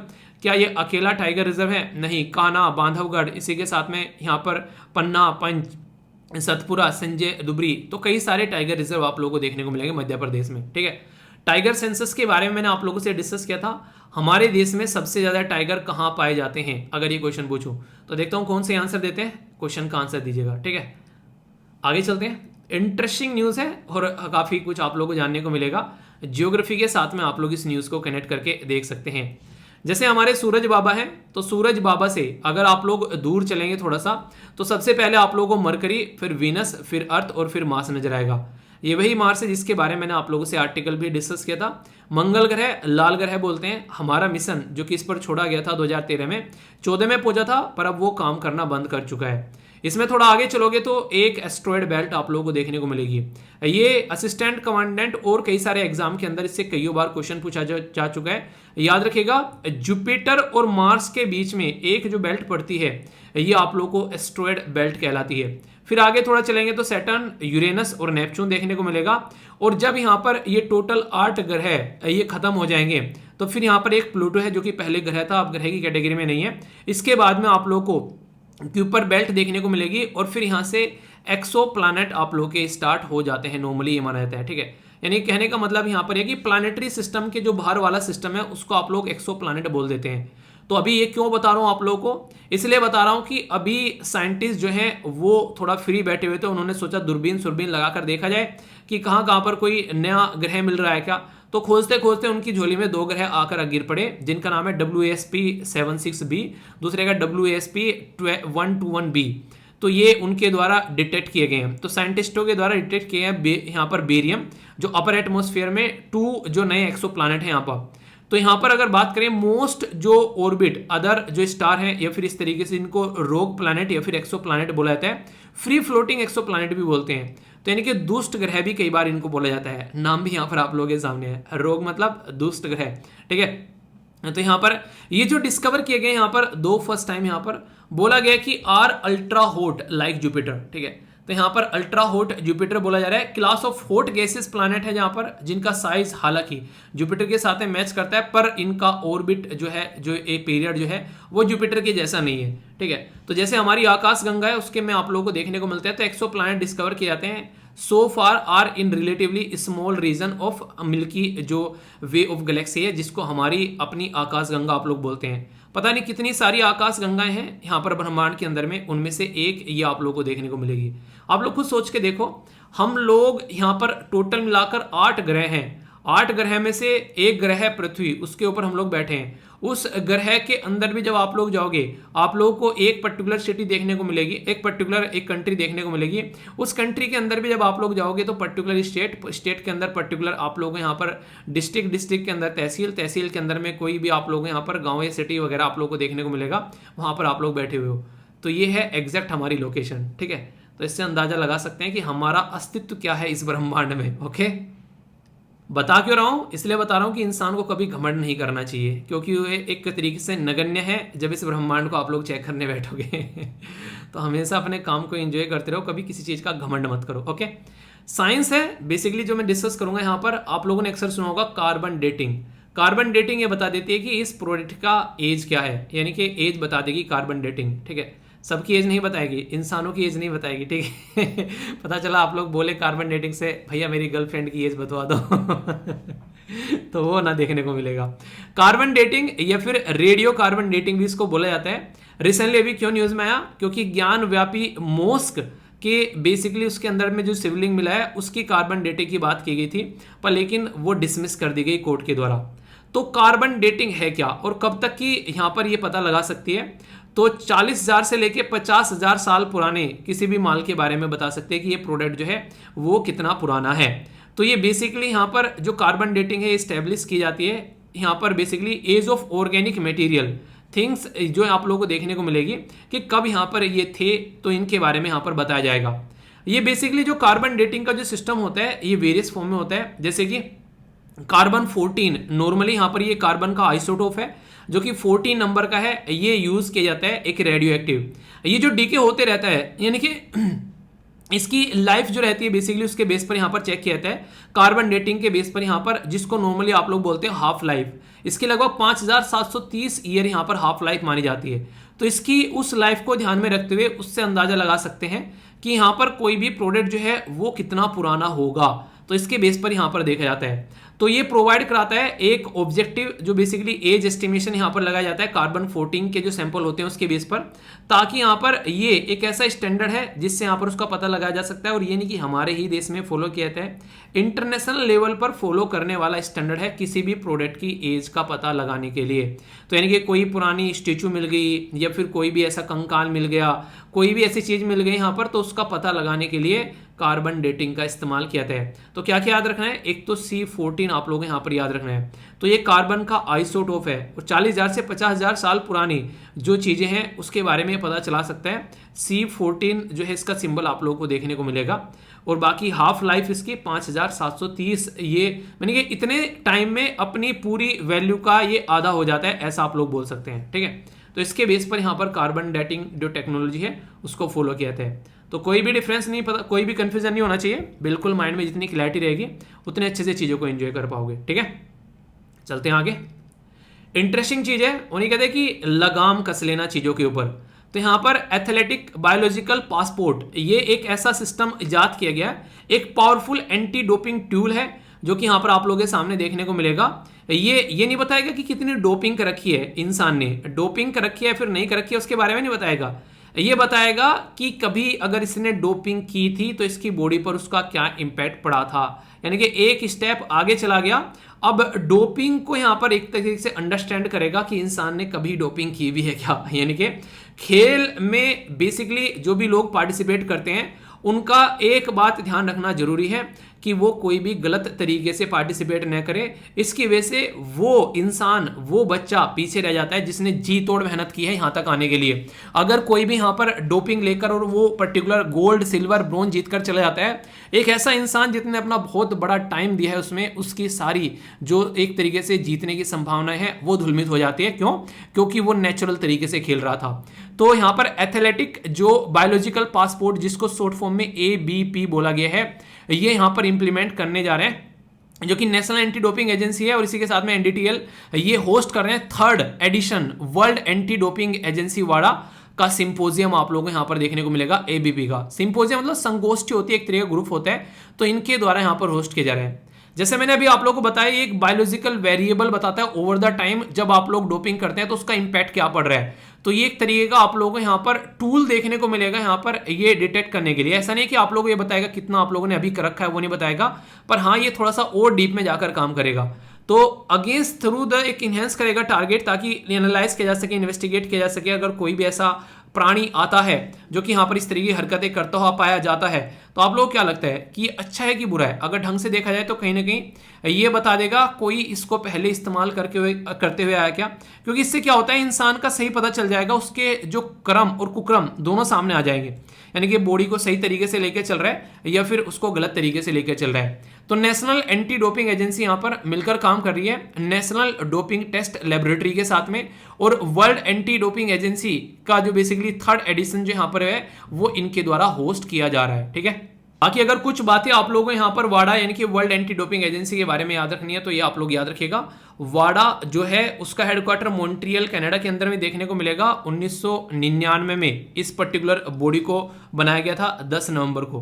प्रेसिडेंट कौन है इसके, ये आप लोगों को बताना है। दुनिया भर में जहां पर स्पोर्ट होते हैं वहां पर कोई गलत हरकतें न देखने को मिले उसको रोकने का काम करती है। और IOC इंटरनेशनल ओलंपिक कमेटी के साथ में ये एफिलिएटेड है यानी कि कनेक्टेड है, ये आप लोग याद रखिएगा।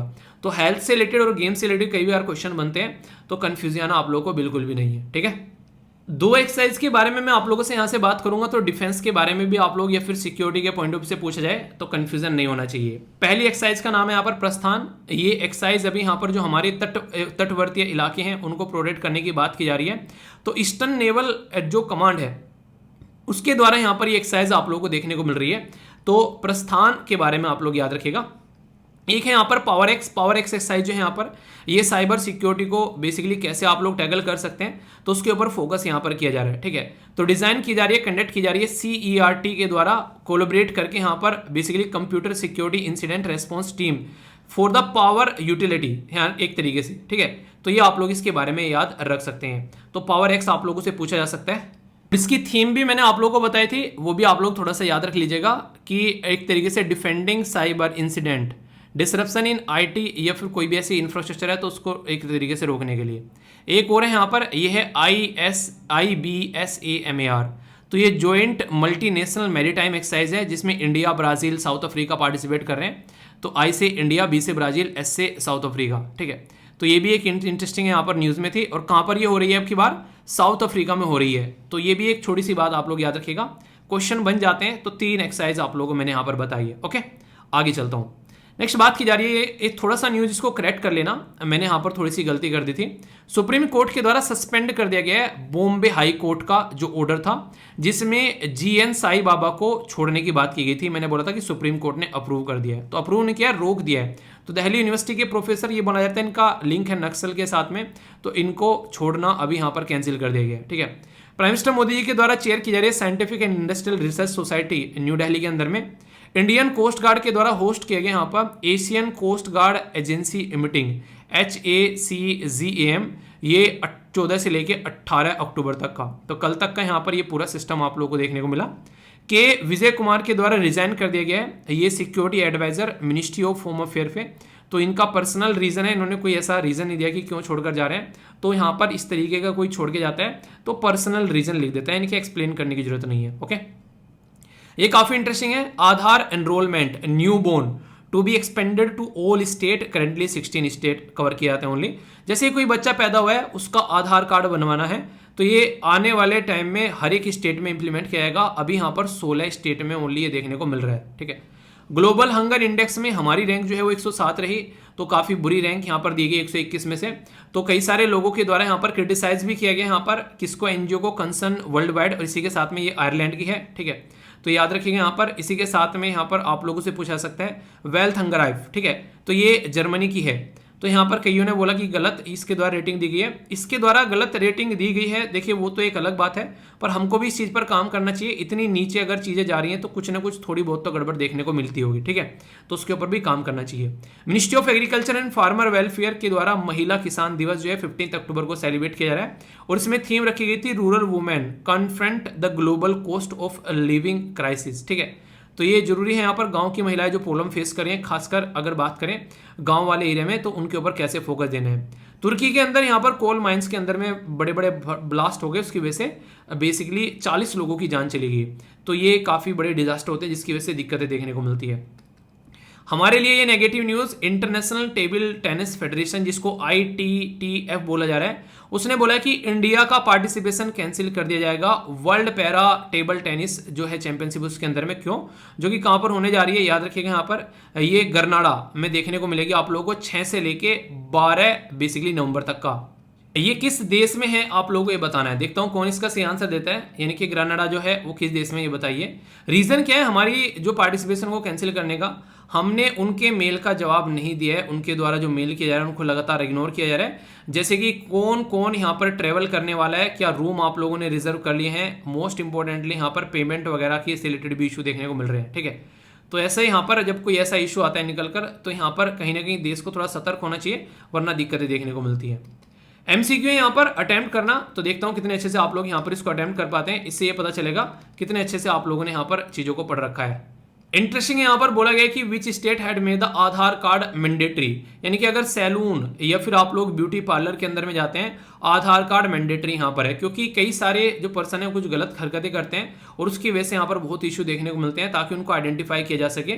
तो केरला, तमिलनाडु, आंध्र प्रदेश, उड़ीसा, किसने ये स्टेप उठाया, जो कि एक काफी अच्छा स्टेप है सिक्योरिटी के पॉइंट ऑफ व्यू से। ठीक है, बात की जा रही है कौन सी ऑर्गेनाइजेशन के द्वारा डेवलप किया गया एयरबोर्न लोकस्ट कंट्रोल सिस्टम, यानी कि टिड्डी को बेसिकली रोकने का सिस्टम यहाँ पर किसके द्वारा इजाद किया गया है। Defence Research Development Organisation, Indian Air Force, Hindustan Aeronautical Limited और इसी के साथ में भारत हैवी इलेक्ट्रिकल लिमिटेड। तो क्या आंसर सही होगा, A, B, C, F, D, ये आप लोग को बताना है। नेक्स्ट यहाँ पर बात की जा रही है, एक पोर्ट ट्रस्ट है, नाम है कोलकाता, मुंबई, चेन्नई या फिर कोच्चिन, आप लोगों को एक चूज करनी है, जिसके द्वारा, और पहली स्टेट ओन कोस्ट ट्रस्ट है जिसके द्वारा यहाँ पर बोला गया है यहाँ पर कि जो भी रूल और रेगुलेशन फॉलो किए जाते थे यहाँ पर वो सारे कैंसिल किए जा रहे हैं। क्यों? क्योंकि अगर देखिए आज के दिन में मान लीजिए एक इंसान जो है वो बी इंसान के साथ में एग्रीमेंट करता है कि ये इंसान जो है इस इंसान को गेहूं देगा, ठीक है, अपने खेतों में लगाकर, पर पता चला उस एरिया में बाढ़ आ गई, सारे गेहूं बह गए, तो कोई ऐसी सिचुएशन अगर बन जाती है यहाँ पर, तो ये बोला जाता है कि अब वो कॉन्ट्रैक्ट जो है वो वैलिड नहीं होगा, क्योंकि उसके हाथ में कुछ नहीं था, वहां पर नेचुरल डिजास्टर आ गया। तो इस तरीके से जो कॉन्ट्रैक्ट में हेरफेर करना, इसको मेजोर बोला जाता है, ठीक है। तो इसी के बारे में बात की जा रही है। नेशनल के बारे में बात करें, ये काफी इंटरेस्टिंग न्यूज आप लोगों के लिए हो सकती है, हालांकि ये कॉमन सेंस की भी न्यूज है, इसमें ज्यादा दिमाग नहीं लगाना है, इसलिए कहता हूं कि क्वेश्चन अगर एग्जाम में जाते हो तो एटलीस्ट सारे क्वेश्चन पढ़ो, ठीक है। तो बात की जा रही है किसके बारे में, ICH लिस्ट के बारे में, मतलब इंटेंजिबल कल्चर हेरिटेज साइट की लिस्ट जो है वो रिसेंटली अभी न्यूज में यहाँ पर रही, कौन सी मिनिस्ट्री के द्वारा लॉन्च की जाती है, डिफेंस, होम, कल्चर या फिर फाइनेंस। तो आसानी से आप लोग आंसर दे सकते हैं। बाकी सी सेट का क्वेश्चन है, इसको आप लोगों को अटेम्प्ट करना है, वीडियो को पॉज कर अटेम्प्ट कर लो, आंसर आप लोगों के सामने, फिर इसका आंसर बताऊंगा, तब तक आप लोग का मैप बेस्ड क्वेश्चन वगैरह हम लोग देखते हैं। मैप बेस्ड क्वेश्चन है और इसके बाद में फिर वोकैबुलरी देखेंगे। बात की जा रही है पन्ना रिवर के बारे में। ये जो रिवर है पीना बेसिकली बोल सकते हैं आप लोग यहाँ पर, ठीक है। ये रिवर आप लोगों को देखने को मिलेगी एग्जैक्ट यहाँ पर, ये बेंगलुरु है, इसके जस्ट ऊपर आप लोगों को यहाँ पर ये रिवर देखने को मिल रही है। रिवर सिस्टम में आप लोगों को कवर करा रहा हूँ, कई सारी रिवर ऑलरेडी कवर करा चुका हूँ, तो कल को अगर क्वेश्चन पूछ ले जाए तो आप लोगों को कंफ्यूजन नहीं होना चाहिए उस पर्टिकुलर रिवर को लेकर। सबसे पहले तो कौन कौन से रीजन से होकर ये गुजरती है, ये आप लोगों को याद रखना है इस रिवर के बारे में। तो ये जो रिवर है एग्जैक्ट आप लोगों को यहाँ पर देखने को मिल रही है, ठीक है। ये रिवर आंध्र प्रदेश, कर्नाटका में आप लोगों को 2 राज्य में मेनली देखने को मिलती है। इस रिवर की अगर आप लोग बात करो तो ये रिवर लगभग 597 किलोमीटर लंबी आप लोगों को देखने को मिलती है। तो ये आप लोग यहाँ पर इसके बारे में देख सकते हैं, और यहाँ से बहती हुई यहाँ पर ये फिर जाकर आप लोगों को देखने को मिलेगा बे ऑफ बंगाल में यहाँ पर गिर जाती है, ठीक है। तो ये आप लोग एग्जैक्ट लोकेशन देख सकते हैं।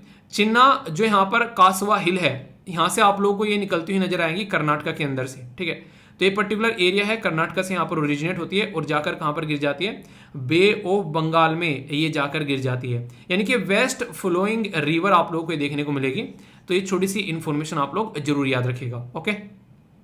तो आइए चलते हैं अपने अगले सेक्शन की ओर, जो कि काफी इंपॉर्टेंट होता है और काफी इंटरेस्टिंग भी होता है। 5 नए शब्द आप लोगों को डेली जानने को मिलते हैं और कई सारे बच्चे इन पे सेंटेंस फॉर्म करते हैं। NDA, CDS, SSC, बैंकिंग या फिर UPSC में अगर आंसर राइटिंग भी आप लोग कर रहे हैं तो एक अच्छी खासी वोकेबलरी आप लोगों के पास में होनी चाहिए।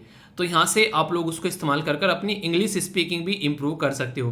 बात की जा रही है किसके बारे में, ये है लैम्बेस्ट। तो इसका मतलब होता है आलोचना करना, किसी भी चीज को क्रिटिसाइज करना। जैसे नहीं कई बार कह देते हो सर आज तो वीडियो बहुत लंबी बना दी, ठीक है ये बोला करो सर आज तो वीडियो बहुत प्रोडक्टिव हो गई और मजा आ गया सुनने में, तो होता है सही शब्द, ठीक है। तो इस तरीके से आप लोग बोला करो कि क्रिटिसाइज करना किसी को, गुस्से में आकर कई बार पर्सनल फीलिंग की वजह से भी आप लोग ये हरकतें कर देते हो, तो उसी के चलते यहाँ पर ये चीज है। तो वर्ड याद रखिएगा, सेंटेंस फॉर्म करोगे तो याद भी रहेगा। नेक्स्ट जो शब्द है यहाँ पर ये है डेमिनिशन। डेमिनिशन मतलब कमी, या फिर किसी चीज को आप लोग बोलते हैं ना कि किसी को कट डाउन कर देना, रिड्यूस कर देना साइज में, ठीक है। फिर से वही बोलूंगा कि कई सारे ऐसे बच्चे हैं जो कि ये बोल रहे हैं कि लेक्चर को सर रिड्यूस कर दिया करो, 1 घंटे या फिर 45 मिनट के आसपास में कर दो, ठीक है। उससे अच्छा तो मैं लेक्चर ही ना बनाऊं, लेक्चर बनाना बंद ही कर दो यार क्योंकि यार जब तक दिल लगाकर पढ़ाने में, जब तक इंसान ना अंदर से मतलब पढ़ा रहा है, ठीक है, पढ़ा रहा है और दिल नहीं लगा पा रहा है अपना पढ़ाने में, ऐसा लग रहा है कि बस हाँ टाइम पास करना है, यानी कि ठीक है बस कर देता हूँ यार, खाना पूर्ति कर देता हूँ यार, अगर ऐसा ही करना होता तो फिर यहाँ पर बैठने का कोई मतलब नहीं था, ठीक है। तो ये एक तरीके से जब पढ़ाना ही है तो पढ़ाने का मतलब होता है इसको ढंग से पढ़ाओ, तो वो वाली बातें हैं। तो इसके बारे में याद रखिएगा। तो एडिशन हो सकता है, बोलो तो 2 घंटे का कर दूं, वो तो किया जा सकता है, वो आप लोग बता देना सोच के, ठीक है अगले शब्द की ओर चलते हैं। ये है यहाँ पर प्रिपोंडरेंस, ठीक है। प्रिपोंडरेंस भी आप लोग इसको बोल सकते हैं। इसका मतलब प्रधानता, यानी किसी चीज को प्रेफरेंस देना है, किसी चीज का डोमिनेशन होना, ठीक है। एक तरीके से आप लोग बोल सकते हो, जैसे कमेंट बॉक्स में आप लोगों को देखने को मिलेगा रेगुलर बहुत सारे बच्चे पार्टिसिपेट करते हैं, ठीक है, पर लेकिन कुछ ही ऐसे हैं जिनका डोमिनेशन है। क्यों? क्योंकि वो डिटेल में आंसर देते हैं। तो इस तरीके से आप लोग बोल सकते हैं। तो क्वालिटी मैटर करती है यहाँ पर, जितने अच्छे से आप लोगों की क्वालिटी रहेगी उतने अच्छे से आप लोगों को देखने को मिलेगा। आप लोगों ने देखा हो कई सारे बच्चे जब आंसर देते हैं तो कई सारे बच्चे उनको लाइक कर कर ऊपर पहुंचा देते हैं। तो कई बार मैं वही आंसर उठा लेता हूँ जिसको सबसे ज्यादा लाइक्स मिले होते हैं। तो इसलिए जितनी जल्दी आप लोग पोस्ट करोगे उतना ही फायदा आप लोगों को भी देखने को मिलेगा कि आप लोगों का कमेंट जो है वो उतनी ही ऊपर आ जाएगा। तो पार्टिसिपेट किया करो थोड़ा जल्दी, ठीक है। नेक्स्ट शब्द जो है ये काफी इंटरेस्टिंग है, ये स्कॉल्क। ठीक है, तो स्कॉल्क का मतलब होता है छिपाना, यानी कि दबे पांव निकल लेना या रेंगते निकल जाना, चुपके से निकल जाना। कई बार क्लास में लेट हो गए, चुपके से आगे पीछे से बैठ गए। ठीक है, तो वाली सीक्रेट वे में बेसिकली आप लोग बोल सकते हो कुछ ऐसी चीजों को, तो एक तरीके से आराम से या फिर बोल सकते हो बड़ी धीमे धीमे से। इसीलिए इसका अपोजिट जो बोला गया वो बोला गया हरी। ठीक है, तेज तेज दौड़ना, रेस लगाना, वो आप लोग यहाँ पर बोल सकते हैं। ठीक है, तो कहने का मतलब क्या है यहाँ पर, वो चीज आप लोग समझना कि शब्द का बेसिकली मीनिंग क्या है। ठीक है, तो ये आप लोग याद रखिएगा। तो ये था नंबर 4 वर्ड। ये जो शब्द है यहाँ पर, ये डिस्ट्रेड यानी कि असावधान, यानी कि कई बार कहते हैं ना एब्सेंट माइंडेड है, यहाँ पर क्लास में बैठा नहीं है, दिमाग में गाने चल रहे हैं या किसी का ख्याल चल रहा है ना, ख्वाबों में, ख्यालों में, रियलिटी में अलर्ट न होना आप लोग बोल सकते हैं इसको, अटेंटिव न होना आप लोग इसको बोल सकते हैं, तो फोकस न होना भी आप लोग इसको बोल सकते हैं। तो जो भी आप लोगों को सुटेबल लगे आप लोग एक तरीके से यहाँ पर एक समझ सकते हैं यहाँ पर। ठीक है, तो इसके अपोजिट शब्द आप लोगों को वही देखने को मिल जाएंगे जो भी मैंने आप लोगों को बताए। तो एंटोनिम और सिनोनिम्स दोनों अगर ढंग से कवर करोगे तो इस तरीके से चीज देखने को मिलेगी। ठीक है, अब क्वेश्चन जो मैंने पूछे थे आप लोगों से, सबसे पहला तो आधार कार्ड जो है मैंडेटरी कर दिया गया है यहाँ पर ब्यूटी पार्लर या फिर इसके अंदर में, क्योंकि चीजें उल्टी सीधी देखने को मिलती थी।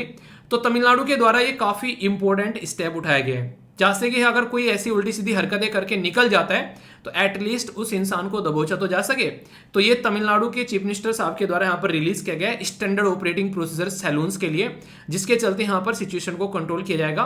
उस इंसान का फोन नंबर यहाँ पर या फिर उसका एड्रेस वगैरह सब कुछ यहाँ पर रहेगा, ताकि कोई भी उल्टी सीधी हरकतें होती है तो यहाँ पर सही से चीजों को हैंडल किया जा सके। ठीक है, ये किसके द्वारा स्टार्ट किया गया है, लोकस्ट जो कंट्रोल सिस्टम है टिड्डी का अटैक रोकने के लिए, तो याद रखिएगा इंडियन एयरफोर्स के द्वारा यहाँ पर ये किया जा रहा है। ठीक है, हमारी कंट्री में एयरफोर्स के द्वारा ये सिस्टम है ताकि टिड्डी का अटैक रोका जा सके अपने देश में। फसलों को खासकर एग्रीकल्चर मिनिस्टर साहब जो हैं उनके द्वारा यहाँ पर ये खासकर एयरफोर्स मिलकर ये ऐसी चीजें आप लोगों को देखने को मिलेगा। ये यूनाइटेड किंगडम के अंदर भी यहाँ पर इस तरीके से एयरफोर्स जो है वो यहाँ पर अगर कोई कंट्रोल होता है वो चीजें करती है, यानी कि सारी फसलों पर यहाँ पर अगर कल को टिड्डी बैठने लगे तो फसल बर्बाद हो जाएंगी, लोगों को खाना नहीं मिलेगा, तो उसको रोकने के लिए यहाँ पर हमारी एयरफोर्स काम आएगी उस टाइम पे। ठीक है, तो देखो कहाँ कहाँ हमारी बेसिकली फोर्स काम आती है। पोर्ट ट्रस्ट कौन सी है यहाँ पर, ये पोर्ट ट्रस्ट है कोलकाता, ये आप लोग याद रखिएगा।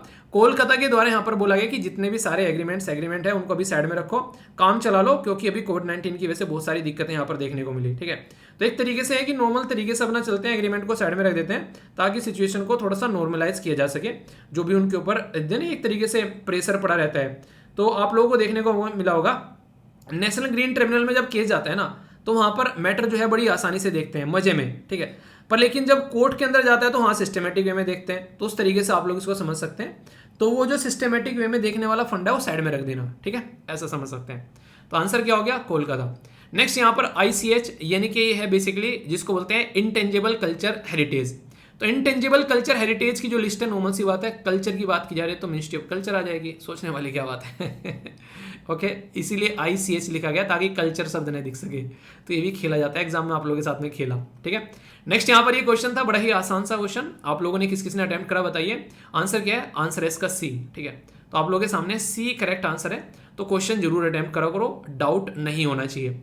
और बाकी वोकैबुलरी के ऊपर यार बोलता हूँ सेंटेंस फॉर्म कर लिया करो, एटलीस्ट 1 सेंटेंस तो फॉर्म कर लिया करो, मेहनत थोड़ी सी तो दिखे। कई सारे बच्चे बिल्कुल नहीं फॉर्म करते हैं, इसको पोर्शन को छोड़ ही देते हैं, ये गलत बात है यार, ऐसा मत किया करो, दिल दुखता है। ठीक है, तो ये सारी चीजें जो काफी इंपॉर्टेंट है, इसके अंदर ये पर्टिकुलर पोर्शन जो छोटा सा है, इसके अंदर कई सारी ऐसी चीजें होती हैं जो आप लोगों से डायरेक्ट एग्जाम में क्वेश्चन पूछ ले जाते हैं। तो ये सारी चीजों को थोड़ा सा ध्यान से सुना करो, कल को अगर क्वेश्चन पूछ ले जाए तो आप लोगों को ये नहीं कि यार ये क्वेश्चन कहाँ से आ गया। तो ये छोटे छोटे से पॉइंट, इसीलिए छोटे छोटे से पॉइंट आप लोगों को बता देता हूँ। 1 लाइनर टाइप की बहुत सारी न्यूज हो जाती हैं, तो सोचो कितना पोर्शन यहाँ पर कवर हो जाता है। ठीक है, तो इस तरीके से अगर ये वाला पोर्शन भी कवर करके चले जा रहे हो ना, जो वनडे टाइप के एग्जाम की तैयारी कर रहे हैं, तो बहुत सारा भला आप लोगों का हो जाएगा। तो इस तरीके से पोर्शन बाद का जो है वो बनाया गया है। ठीक है, बाकी फीडबैक देते रहा करो जैसा भी आप लोगों को लगता है, क्योंकि उससे मुझे पता चलता रहता है कि आप लोग लेक्चर को कैसे एंजॉय कर रहे हो। ओके, बाकी यार अपने काम को इतने डेडिकेशन के साथ में करो। जैसे शुभम के द्वारा बोला गया कि सर हॉस्पिटल में बेसिकली टाइम मिला, थोड़ा सा वेट कर रहे थे, तो वहां पर सोचा कि आपका लेक्चर जो है वो देख लेता हूं। अगर आप लोगों ने टाइम को इस तरीके से यूटिलाइज करना स्टार्ट कर दिया ना यार, आप लोगों के सामने कोई टिकेगा ही नहीं। मैक्सिमम लोग जो है अपने टाइम को वेस्ट करते हुए नजर आते हैं, और सबसे इंटरेस्टिंग चीज पता है क्या है, वो टाइम को वहां पर सेव करने की कोशिश करेंगे जहां पर उनको टाइम सेव करना ही नहीं चाहिए। जैसे कि ये लेक्चर देखते देखते कोशिश करेंगे कि भाई साहब 2x की स्पीड पर खत्म कर डालें। ठीक है, तो ये चीजें सही नहीं होती हैं। कम से कम जहां पर आप लोगों को टाइम देना चाहिए। अगर आप लोगों को लगता है आप लोगों के पास में रियलिटी में इतना कम टाइम है, आप लोग जॉब करते हैं, तो तब तो समझ में आता है। और आप लोग ऑलरेडी पढ़ते पढ़ते कई महीने हो गए हैं, आप लोग की स्पीड जो है वो इतनी अच्छी हो चुकी है कि आप लोग चीज़ों को पकड़ पा रहे हैं, तो समझ में आता है। पर लेकिन अगर जस्ट टाइम आप लोगों को लग रहा है कि नहीं बस लेक्चर कंप्लीट करना है और उस तरीके से आप लोग काम करना है, तो वो यार चीज़ें कुछ सही नहीं है। आप लोग थोड़ी स्पीड बढ़ा सकते हैं, इसकी कोई बात नहीं है, मैं ये नहीं बोला कि स्पीड बढ़ानी नहीं है बिल्कुल भी। अगर लगता है कि स्पीड बढ़ाकर आप लोगों की समझ में अच्छे लेवल पर आ जा रहा है, तो वो तो आप लोग अपने हिसाब से कर सकते हैं। पर लेकिन अगर लग रहा है कि टाइम बचाने के लिए स्पीड बढ़ा रहे हैं, एजुकेशन में से बेसिकली लेक्चर में से वो आप लोग कर रहे हैं, तो यार फिर तो मुझे सोचने के लिए मजबूर होना पड़ेगा कि ऐसा लग रहा है कि आप लोग मोदी जी हैं, कि आप लोगों का एक एक मिनट जो है इतना कीमती है कि आप लोगों को बस पूछो मत कि कहाँ पर आप लोगों की मीटिंग है। तो आप लोगों को अगर वो वाली खस्ता हालत हो रखी कि टाइम बिल्कुल भी नहीं है, तो फिर यार आप लोग सही है, ठीक है। इलोन मस्क जैसी अगर आप लोगों की हालत है कि हाँ भाई साहब टाइम जो है बिल्कुल भी नहीं है, तो फिर तो मैं बोलूंगा आप लोगों को 2x का फिर तो लेक्चर भी नहीं देखना चाहिए, इतने अगर बिजी हो। तो इसलिए कोशिश करो सिस्टमेटिक वे में। जो बच्चा रेगुलर प्रॉपर प्रैक्टिस कर रहा है ना, आंसर दे रहा है, आप लोग उसका लेवल देखना जाकर किस तरीके से वो आंसर दे रहा है। वो जब आप लोग के साथ में कंपटीशन में बैठेगा ना, अगर वो लगातार 5-6 महीने इसी तरीके से प्रैक्टिस करेगा, भाई साहब बहुत आगे मिलेगा वो उस इंसान से जो कभी भी आंसर नहीं देता है। तो इसलिए कहता हूं पब्लिकली आंसर लिखना भी ये एक कला है, सबके बस की बात नहीं होती है, तो पार्टिसिपेट जरूर किया करो। आज का कौन सा ऐसा आर्टिकल है जो आप लोगों को लगता है किसी को आप लोग पढ़ा सकते हो, कोई भी छोटा या बड़ा आर्टिकल, तो मुझे जरूर बताना, मुझे ये जानकर बड़ी खुशी होगी। तो नेक्स्ट वीडियो मिलता हो, तब तक अपना ध्यान रखिए और फीडबैक देते रहा करो जहां भी आप लोगों को लगता है अच्छा या बुरा जैसा भी। और जो वीडियो स्टार्टिंग में दिखाई है वो पोस्ट करूंगा टेलीग्राम पर, जरूर शेयर करना। तो नेक्स्ट वीडियो मिलता हूं, तब तक अपना ध्यान रखिए। बड़ों को नमस्ते, छोटों को प्यार, छोटी सी लाइफ एंजॉय करार। मिलता हूं नेक्स्ट वीडियो में, तब तक के लिए जय हिंद। और हाँ, मौज लो, रोज लो, नहीं मिले तो खोज लो। खुश रहो यार, कौन सा टैक्स लग रहा है खुश रहने में।